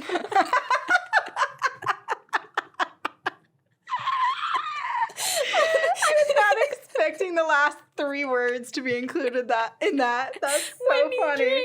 He's just a great guy, you know, when he drinks and he's social. Oh, that was good. That's funny. Wow. Oh, this is becoming a roast podcast. Okay. After the sunset, I went back to the room to shower and sleep. Jesse went to go have a few more drinks with Scott. Just thinking about Scott being... when he's sober. Yeah, he's fine. Let's just make a spin-off podcast called Zingers, where we just include all the times people like joke or insult their friends when they email us. I was going to say, let's make a podcast called Scott's Drunk Again. Yay. The boys came stumbling in a few moments after I had gotten in bed, with Scott announcing that I'm more fun. No, I'm just kidding. Okay, this is a good sentence. Okay, with Scott announcing that we were staying in the murder room. Oh, no. He then proceeds to tell me how a bunch of people got killed in the room we were staying in. Jeez. So I say, okay, and roll over to go to sleep. I hear Scott stumble back outside. Now, a bit later, I wake up to this weird scratching on our window, which is on my side of the bed, looking out into the courtyard. I think it's just the wind and roll over, and I see the bedroom door is ajar. Okay, that's weird. I yell to Jesse that the door is open, because, like, we are in the murder room, and I'm not getting out of this bed till morning, and he's closer. Scott is who knows where. Jesse looks outside, sees no Scott, shuts the door. We weren't locking the door because, honestly, we didn't know where Scott was or if he had a key, but we go back to bed. A bit later, I hear a bunch of racket coming from the walls as if something is happening upstairs. And again, the door is ajar. So again, I wake up Jesse to go look because I'm officially becoming freaked out. Jesse says it's probably just the people above us having sex because their windows were foggy. But I have murder in my mind. So as much as that makes sense and all I keep thinking is, or maybe now there's a dead body. Oh, God. Jesse tells me I'm too anxious. I'm like, dude, hello, do you know me? I have severe anxiety. Of course I'm too anxious. But okay, fine. Let's go to bed. A bit of time later, Scott comes tumbling back into the room and finally goes to bed. And I relax a little bit because, oh my gosh, I saw your foot move in the mirror and I was like, what was that? You scared me because I was looking out the window being like, how close are we to the Cecil Hotel? So I literally put my foot out like that to make myself feel more grounded to reality because I was like, I'm scared. What is that moving? No, I made my toes grip the, gosh. The floor. Do you feel safe? No. Okay. So Scott goes to bed and I relax a little because at least he didn't pass out somewhere weird. And I go back to sleep again. But will I sleep till morning? Nope. I wake up again to what sounds like bowling balls rolling. Like, what the fuck? Pipes in this old place are ridiculous, right? But wait, why do I feel drops hitting me? Good grief. Is the window AC unit causing this? No, it feels like it's coming from the ceiling. Jesse, Scott, wake up. Do you feel like something's dripping on you? Fuck, Sarah, go to sleep. It's fine. Everything is fine. You're just imagining things. No, seriously, guys, something is dripping on me. Sarah, shut up and go to sleep. Fine, but I swear to God, something is dripping on me. Go to sleep. Hump. So I roll over and kind of go to sleep with a sheet over my face. We wake up in the morning to start packing to check out. I don't know who's saying what. I'm so hungry. What's the plan for today? I need a beer. I think that's Scott. That's safe to say it's Scott. I want to go to the aquarium on my way home. Do you think they'll let us stay one more night? I don't know. I can. Wait. What are these red dots? Oh my gosh. This picture has red dots on it. Is that blood? Wait, what? Let me see. Ew. Oh my God, guys, the sheets have red dots everywhere. Fuck, so does the light switch. What the hell? I am not getting charged for this. All this stuff is antiques and we did not do this. It looks like it's everywhere, even the walls. Oh my God. Look, it came from this spot in the ceiling and dripped onto the fan. What the hell is that? I am not paying for that. So I go storm off to the front office. As I get to the front office, I hear these two ladies who are very upset all over all the noise from one of the rooms. I think my heart is truly racing. Yeah. This is so scary. I think to myself, see, Jesse, they heard it too, you jerk. The poor office girls are doing what they can, but there isn't much to do since these two women are clearly being unreasonable, and so I start to feel bad for the women working there. Once the old women leave, I proceed to tell the front desk ladies what's going on in our room, and they go white. If I wasn't in customer service, I wouldn't have known that I just said the last things they wanted to hear. But now I gotta know why they look so terrified. So I ask, what's going on? What's going on? They say, we will take care of it, ma'am. I'll have a housekeeper meet you at your room. Awesome. Thanks. But seriously, you guys just went into panic mode. I know that face and tone. I work in customer service, so spill. Everything is fine. The ladies before you just complained about the room above yours making horrible sounds during the night. She turns to the other front desk lady. You're coming with me. And they exit. Is there a murder in the... Right. What happened above us last night? Oh my God. As I walk back to my room, I overhear the front desk ladies telling the housekeeper to dress in PPE gear to clean our room and that they are checking on the room above ours with cops on the way. Wait, what? Cops? Holy crap. We are in the murder room. Oh my God. So to recap, someone was murdered in the night above our heads and their blood dripped through the floor onto the spinning blades of our fan, and our fan littered our room with blood drops. Terrifying, right? Yes. The office ladies come down a bit later with some small trinkets and a smile. We want to apologize for all the inconvenience, but good news, everyone is fine. The kid upstairs just spilled juice on the floor last night. The mom thought she cleaned it up quick enough, but she hadn't. Oh my God. Everyone is accounted for, so no need to panic. Okay, well, here's what I'm panicking about. Why is spilled juice able to seep through down the old place? More like... Or did it go into a vent? The whole thing is going to cave in and you're about to... That seems really creepy, right? I am thinking of like if there's floor vents. Yeah, I guess. Maybe. We were completely amused and told her the story of Scott claiming our room was a murder room, which he has no memory of claiming, and she proceeds to tell us there has not been a murder, but there have been deaths and there are several ghosts. The old gardeners tied themselves up in the courtyard during a hurricane so they wouldn't blow away, and they drowned. Oh, no. That's so sad. Oh. She said some people can hear scratches on their windows from trees, and it's said to be the spirits of the gardeners. Also, a little boy plays with marbles down the hall, and you can hear them rolling. She had many more stories, but those are the ones I heard without knowing what it was, and I was pissed. If I had known, I would have paid more attention. So, in conclusion, there was no blood, no murder, but there was a ghost who decided to show us what a murder room looks like. Or at least that's how we see the night's events unfolding from a ghost world. I hope you liked my story. I've attached photos from my trip. Stay spooky, Sarah. We got food photos. Oh, love that. Ooh, pretty. That's how to get us to go somewhere. Yeah. Send us what food we could eat there. That was a wild ride.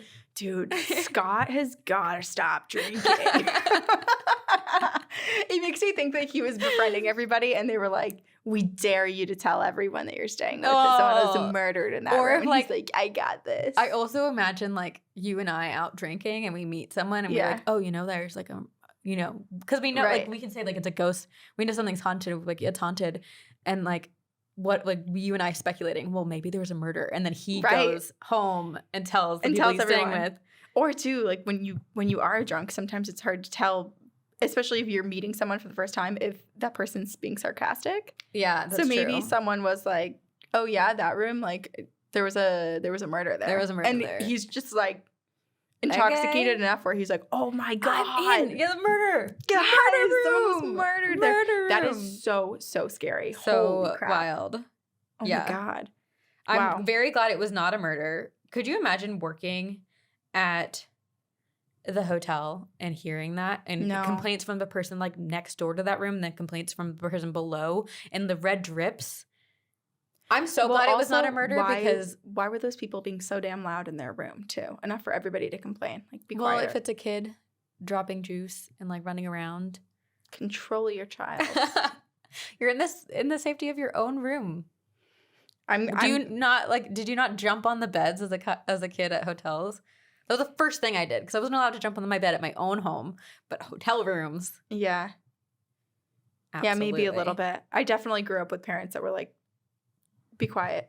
No running no running down the hallways of the hotel. No screaming. Like be polite about the people to the left and right of us. Be good. So we had to be quiet. They would just give us room service and then we'd shut up. Just wait for our overpriced cheeseburgers to arrive. Oh, gosh. Okay. I have a little bit of a longer one. Love it. This is a long episode. You guys are all getting I know. This is long. Treat. This is called I Checked Out a Haunted Library Book / Ghosts Don't. That was a loud noise and it made me really scared. It kind of sounded like someone was busting through. Well, I did leave it bolted. Should I unbolt it? Oh, you did? Oh, Sabrina. I know. I forgot. And then I've been looking at it and then I was like, it would be a nice dramatic effect if someone burst in. I'm fully locked in that. Dead bolting it. Wow. We were those annoying people to everybody else that were being really loud. You think a crack is going to be that loud? I do. I don't. We'll test it out later. When we hear it. When someone comes busting in. When we get a noise complaint, we get kicked out. Or we just talked about a murder in a hotel and someone's going to be like, there was a murder? There was a murder. Someone goes down to the front desk. I heard about the murder. Okay, this is called I Checked Out a Ghost. Nope. This is called I Checked Out a Haunted Library Book / Ghosts Don't Get Irony. My daughter, 12, and I found your podcast and have been binge listening. We love your sense of humor and banter as much as we love the stories. I've always been interested in the paranormal, and I remember y'all talking about being little and checking on your dolls to see if they've moved. I'm glad I'm not the only one. All the time. I still check on some of my stuff in my childhood room. Do you still have dolls? Yes. In your current Boston apartment? Oh, no. Okay. No, but I was imagining you like secretly having a doll collection, which is fine. No. But I do have Mr. Piggy and I have Raggedy Ann. Yes. They sit next to each other, which I feel like probably annoys Mr. Piggy because I'm pretty sure Raggedy Ann's a little bit creepy. But and Mr. Piggy's awesome, but I love him. Protective of you. He's like, I'll do whatever you want me to do. He means serious business. He wears a vest and a blazer. So a distinguished gentleman, if you may. Is. That's why he's called Mr. Piggy. Okay. I've always been interested in the paranormal, and I remember y'all talking about being little and checking on your dolls to see if they moved. Glad I'm not the only one. I have had a few ghostly/paranormal encounters, though I don't think anyone I've told ever believes me. Well, we believe you. One of my oddest experiences happened when I was a young mom. My husband, who's now my ex, was working nights, and so I was with the kids by myself all night long. One day I'd gone to the library and got one of Jason Hawes's books. Jason Hawes is from Ghost Hunters. I don't remember the title of the book. I'd read a couple chapters, but there was nothing particularly terrifying in what I read. I watched ghost shows in the past with no real consequences other than the heebie-jeebies, so I don't think that my encounter was an overactive imagination. That night, I got my kids ready, all 5 of them. 5 kids? That's the scariest thing about this whole story. All 5 of them who were under the age of 7. Oh my gosh. Superhero. Like, oh my God. Yeah. Got them all ready for bed and went to sleep. I woke up around 3 a.m. Yes, 3 a.m. And my skin was crawling. Ooh. I've never felt this sensation before or since. And people say that you get the chills or goosebumps when there's a spirit around. But this felt warm, like a low current of electricity flowing over me that only made the little hairs on my body stand up. I also could hear what I thought sounded like a muffled conversation, and I was terrified. It sounded like adults talking, and I was the only adult in this house. Some days, I hate being the adult. Especially when you have all the little kids, and you're like, God, fuck, I have to be the brave one here. Brave. Right. Yeah. Oh. I talked myself into believing that what I was hearing was a video game. Maybe one of my kids sneaked a Game Boy into their room and was up playing video games. So I got up, still feeling an electrical charge, and walked out of my door to check on my kids. Before I got to their rooms, I stopped at the top of the stairs and realized that the sounds were not coming from down the hallway. Oh, no. They were coming from downstairs. Okay. What I thought was a conversation was actually music, or at least now it was music. Oh, no. As I went down the stairs, the music got louder and louder, like someone was turning the volume up having a as party? I came down. Ghost party. I know what was playing. Because that changes the ambiance, Yeah, the vibe. you know? Was it like tiptoe? Or like or jazz was it like music or like Lizzo? rap. Yeah. Some Britney What bitch. was it? It's Britney bitch. Bow, bow, bow. By the time I got to the bottom of the stairs, the music was at full volume. Oh. The computer was on. I'd turned it off before bed, and it was playing a CD that my kids had gotten at Vacation Bible School. All Fly Away was blasting from the computer speakers. In case someone doesn't know the lyrics, here they are. Some glad morning when this life is over, I'll fly away. To a home on God's celestial shore, I'll fly away. I'll fly away, oh glory, I'll fly away. When I die, hallelujah, by and by, I'll fly away. I know like church music is supposed to be reassuring and calming and peaceful, but like hearing that in the middle of the night is horror movie kind of truly. stuff. Truly. And the context of the song too. It's, yeah, and yeah. I'll fly away. I'll fly away. Just, talking about death and the other side. Yeah. And it is a bit creepy. Okay. I froze in terror. Yes. Same. For some reason, I knew it was the book. There was no questioning. I just knew. I unplugged the computer. Then I go and I grabbed the book. I walked out in my PJs to the end of the driveway and I shoved the book inside of the mailbox. I came back into the house. The energy in the house had completely changed. No more electric feeling. So I ran upstairs. I checked on my kids and they were all sound asleep. The next morning, I promptly returned the book to the library. I didn't have the guts to ask what happens in the library at night, but there's no way whatever's attached to this book is quiet. You got to put a note in that book saying, this book is haunted. Absolutely should for have. anyone else who rents Right. it. Yeah. Another encounter happened in Savannah. My husband and I went away for a weekend getaway, and there was an Airbnb that we stayed in, and it was an old Victorian-style house. And our room was decorated with dream catchers. A lot of dream catchers. They were everywhere. Maybe this should have been a sign that this place was a little bit off. Our first night, I slept great because the dream catchers are working. Yeah. We woke up the next morning and then we explored. And in the evening, we went on a ghost tour. We go on one anytime we go out of town. Best one, hands down, is the old jail in Charleston. Yes. Okay, now I need to go. I know, I keep saying I've heard about it so much from you and from our listeners that I'm like, Let's go. I'll go again. Yeah. It was so good. I could go every single night. You have to go for because I'm not going eternity because it's so good. Oh, every night for eternity? I could. Would you live there then? No. I need sleep after all. It's haunted during the daytime too. So. Yeah. Yeah, you can't be in there full time. Yeah. You never sleep. Yeah. The tour was fun but uneventful. After we went to a bar and we got a little bit tipsy, and the walk back to the house took us through many beautiful squares, which we learned had mass graves underneath them. Oh, did you learn that? No, this isn't in Charleston.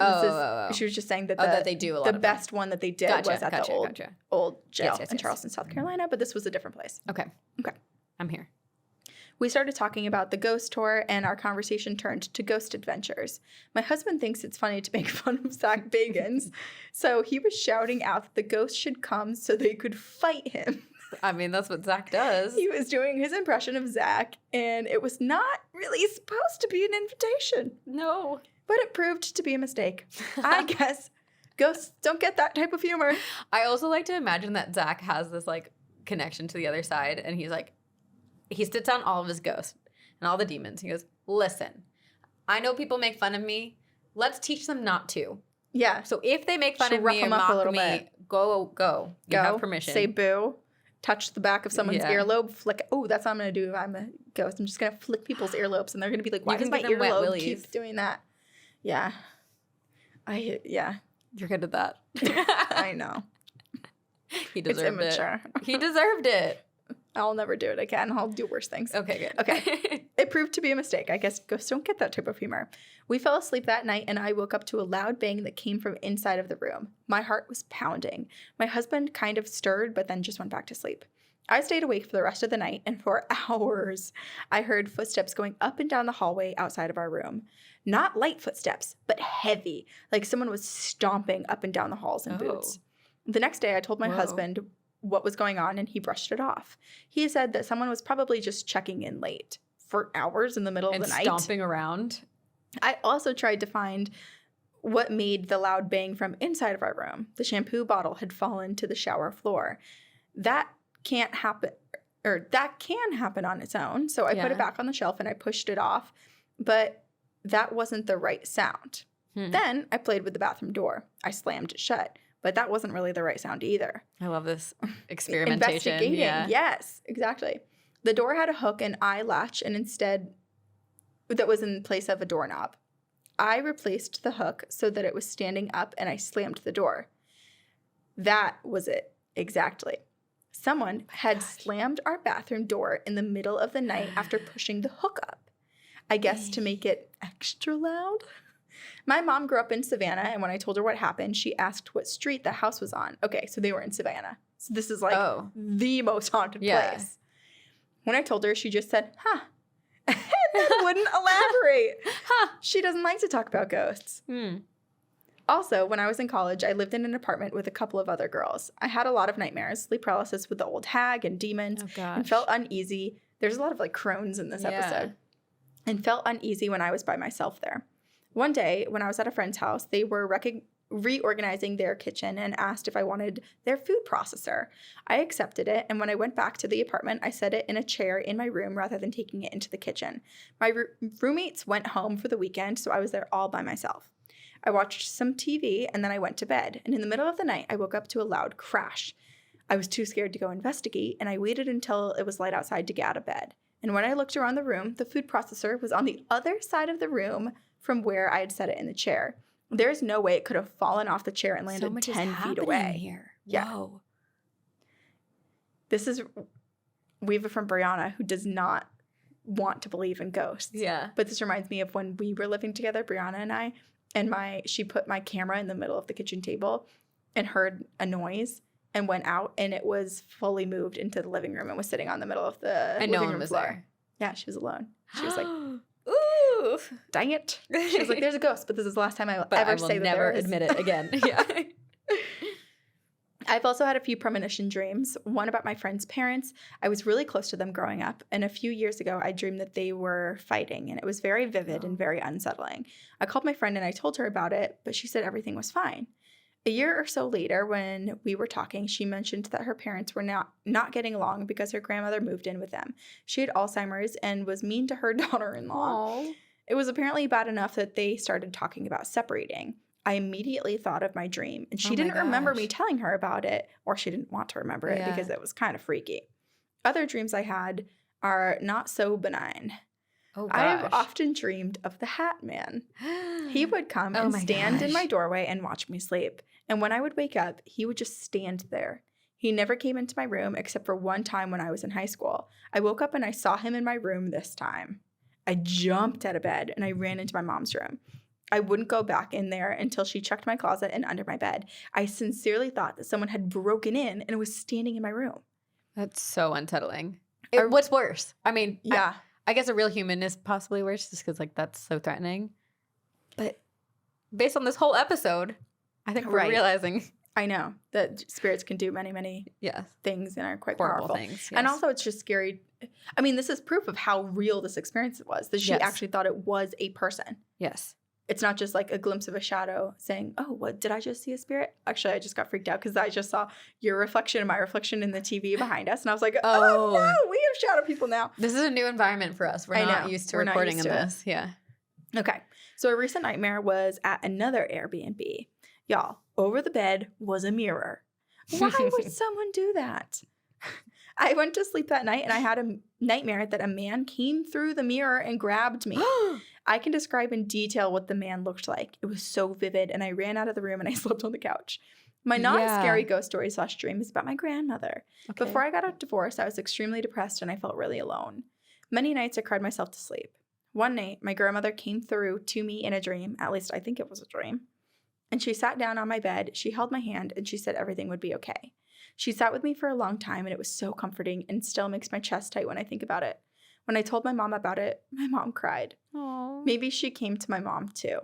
I don't know because my mom won't talk about ghosts. My last one. Since I've been listening to the podcast, I've had a few weird things happen.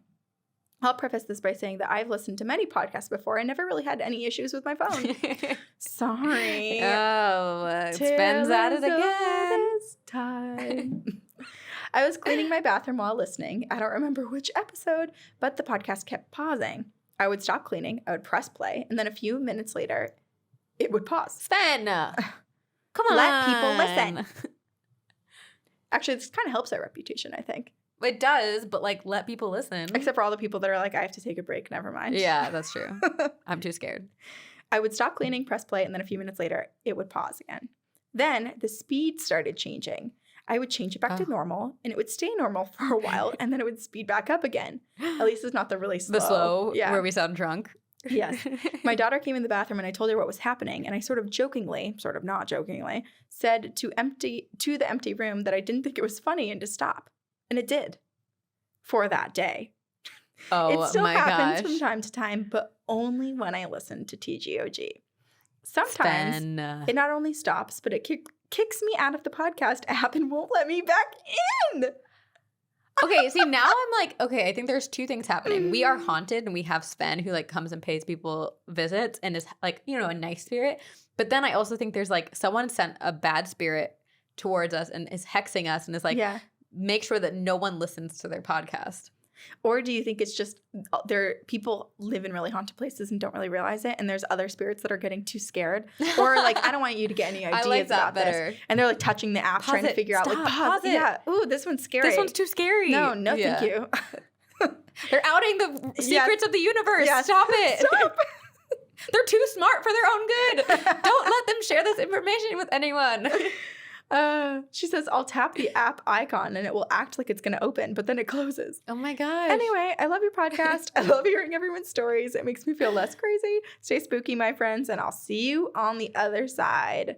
And this is from Lisa. Wow, Lisa, you are a haunted booch. Haunted booches. A haunted booches. Haunted booches club. We should start a haunted booches club. And also, a shout out to Lisa's daughter, because this is the ultimate pyramid scheme. Yeah. They found this podcast together, or at least one of them showed the other one, and so now we have 2 listeners in one household. And maybe all their ghosts. We're trying to take over all of your households. I know. There's not much room with all the ghosts that everybody has, but we'll try to find a corner. We'll try. Yeah. Wow. Okay. I love the Haunted Library book. I think that's my dream, to find one and bring it home accidentally. But then, like, it's a good ghost, and they become my best friend. They braid my hair at night, do my dishes and my laundry. I don't know how you would ever get to the point where they actually can braid your hair, though, because I feel like I'd freak out. I'd be like, if someone was touching my hair, right? Right. I'd have to, yes, it would be we'd have to build up trust, and I'd have unless to it was give just them such permission. a warm feeling coming forward. Yeah.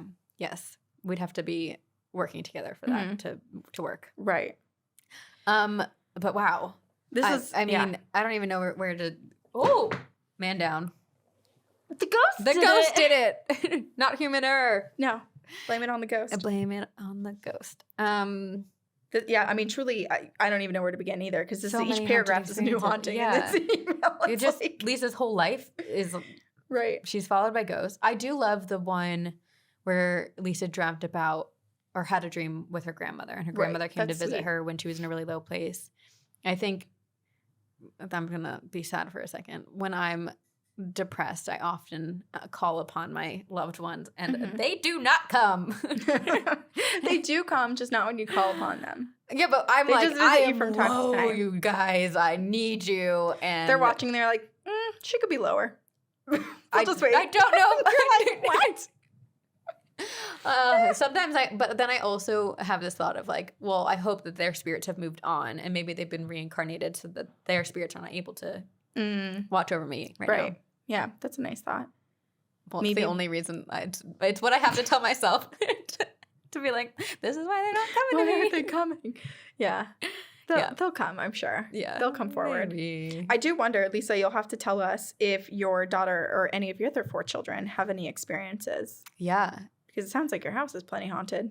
I just hope you're not the only one. Well, maybe I do hope you're the only one experiencing stuff. I don't know which one. Maybe like the way that her daughter and her listen to the podcast together, they'll be haunted together. They can, at least they have a mother who is open to it and understands it and believes in it and can, like, guide them through it in a positive way, which is all we can ask for. Jealous that Lisa's husband will go on ghost hunting things with her. Because Brian won't. Brian will not. He is scared. I think I can't even listen to what I don't even consider the spookiest of podcasts on drives, because he'll be like, no. He's too scared. My heart is pitter-pattering. Oh. Yeah. I'm like, this one wasn't even scary. Okay, well, I'm pretty sure Brian. Well, I missed Brian. I meant Nick. Doesn't we share? We share. You're basically we're the same sister person. wives now. We truly belong to Ghost, and then they're just accessories. They're just on the side. What was I saying? Oh, I think Nick would be a little bit too scared to go to certain haunted places. Like, he went to the Winchester Mystery House with me, but I think he's very scared But he wouldn't go to, like, the old Charleston jail. Or Waverly Hills Asylum or places like that are known to have negative entities, just because it's, like, to him tempting fate. I think he would even have problems with me going, but... What he don't know don't hurt. Or, well, it's a business endeavor. Yes. We have to do it for the job. Exactly. Like, Waverly Hills is one that we're, like, we feel tempted to go to. But anyway. Tempted, and then the old Charleston jail, I mean, I've been. But, like, both Waverly Hills and the old Charleston jail, they both have those. It's the creeper and the collector. They have basically, like, a very similar entity that's there. Yeah. I'm the creeper, you're the collector. Yes. In our lives. But Nick and I and you and Brian would travel really well together, because you and I can go do the creepy things. And then Nick and just Brian can go, like, eat food, drink beer. And watch sports. Yeah. There we go. Great. Great. Cheers. Someone is cheersing. Well, it's just, like, nice to take advantage of being in person with you. That's true. A blimp. Oh. Sure. There's, like, only squirrel. Okay, but actually, I'm pretty sure there's only like 4 blimps in the world. Shark or something. Week. Shark Week is coming. Shark Week. We bleed. Shark Week. I love Shark Week. Shark Week. Shark Week. Shark Week. We used to go to Cape May every summer. And it was always lined up with Shark Week. So we'd be swimming in the ocean in the New Jersey, Jersey Shore, which also, I'm pretty sure Jaws was inspired by a shark attack that happened in New Jersey. Ooh. So, like, we just, we're in that environment, and then we'd go home after the beach and like jump in the pool, and like, we're all like kind of like sun stung and sit in bed and watch Shark Week. I cannot believe you So were able to go to fun. the beach and still, Yeah. because I don't go in really past my knees. When I'm peeing in the ocean because I don't go in an appropriate amount for me to just You're like. still standing there? Yeah. I literally just Above drop to the my water? knees and I just scream, I'm peeing! We all do it. We all pee in the ocean. We all pee. Why Yeah, and wouldn't then we we? swim in each other's pee. I mean, we're also swimming in the like carcasses of animals that have died in the ocean. People who died on on ships coming across the ocean many years ago. Well, Horses, even just like any life, we're breathing each fecal other's matter. breath. Yeah, that's true. Mm-hmm. Yeah, we're swimming And in decay breathing in the ocean. Fecal matter. Matter. Yeah. Yes, we are. What a lovely life. What a lovely life. Peace and love and blessings. Oh, that's a nice sentiment. Yes. What about like death and ghosts and demons? Death and ghosts and demons, peace and love and To blessings. all of you. We have a lot of ways to support us. Yes. You guys know the spiel. Mm-hmm. We Have iTunes. Please Yeah. rate and review us. We have a pyramid scheme. Get lost in the triangle. We can finally There we go. We can finally connect. Connecting. Connection. Do you feel it through my fingers? La la la. Okay. Yeah. Thank you guys for thank emailing you. us your stories. If you have any encounters, anything macabre, anything weird and morbid and paranormal and just fun, send it to us at twogirlsoneghostpodcast@gmail.com. Yes. And thank you all of you for listening. Thank you to Aiden Manning, Eric Foster, and the entire team at Upfire Digital for editing our podcast in this episode. We are just, Delighted with where we get to be, which is telling ghost stories every single week. and how fun to be together to do it today. Exactly. Okay. So We will? Oh, wait. see you. It's okay. We'll Okay. change it. It's fine. It's Okay. fine. We will? See you on the other side.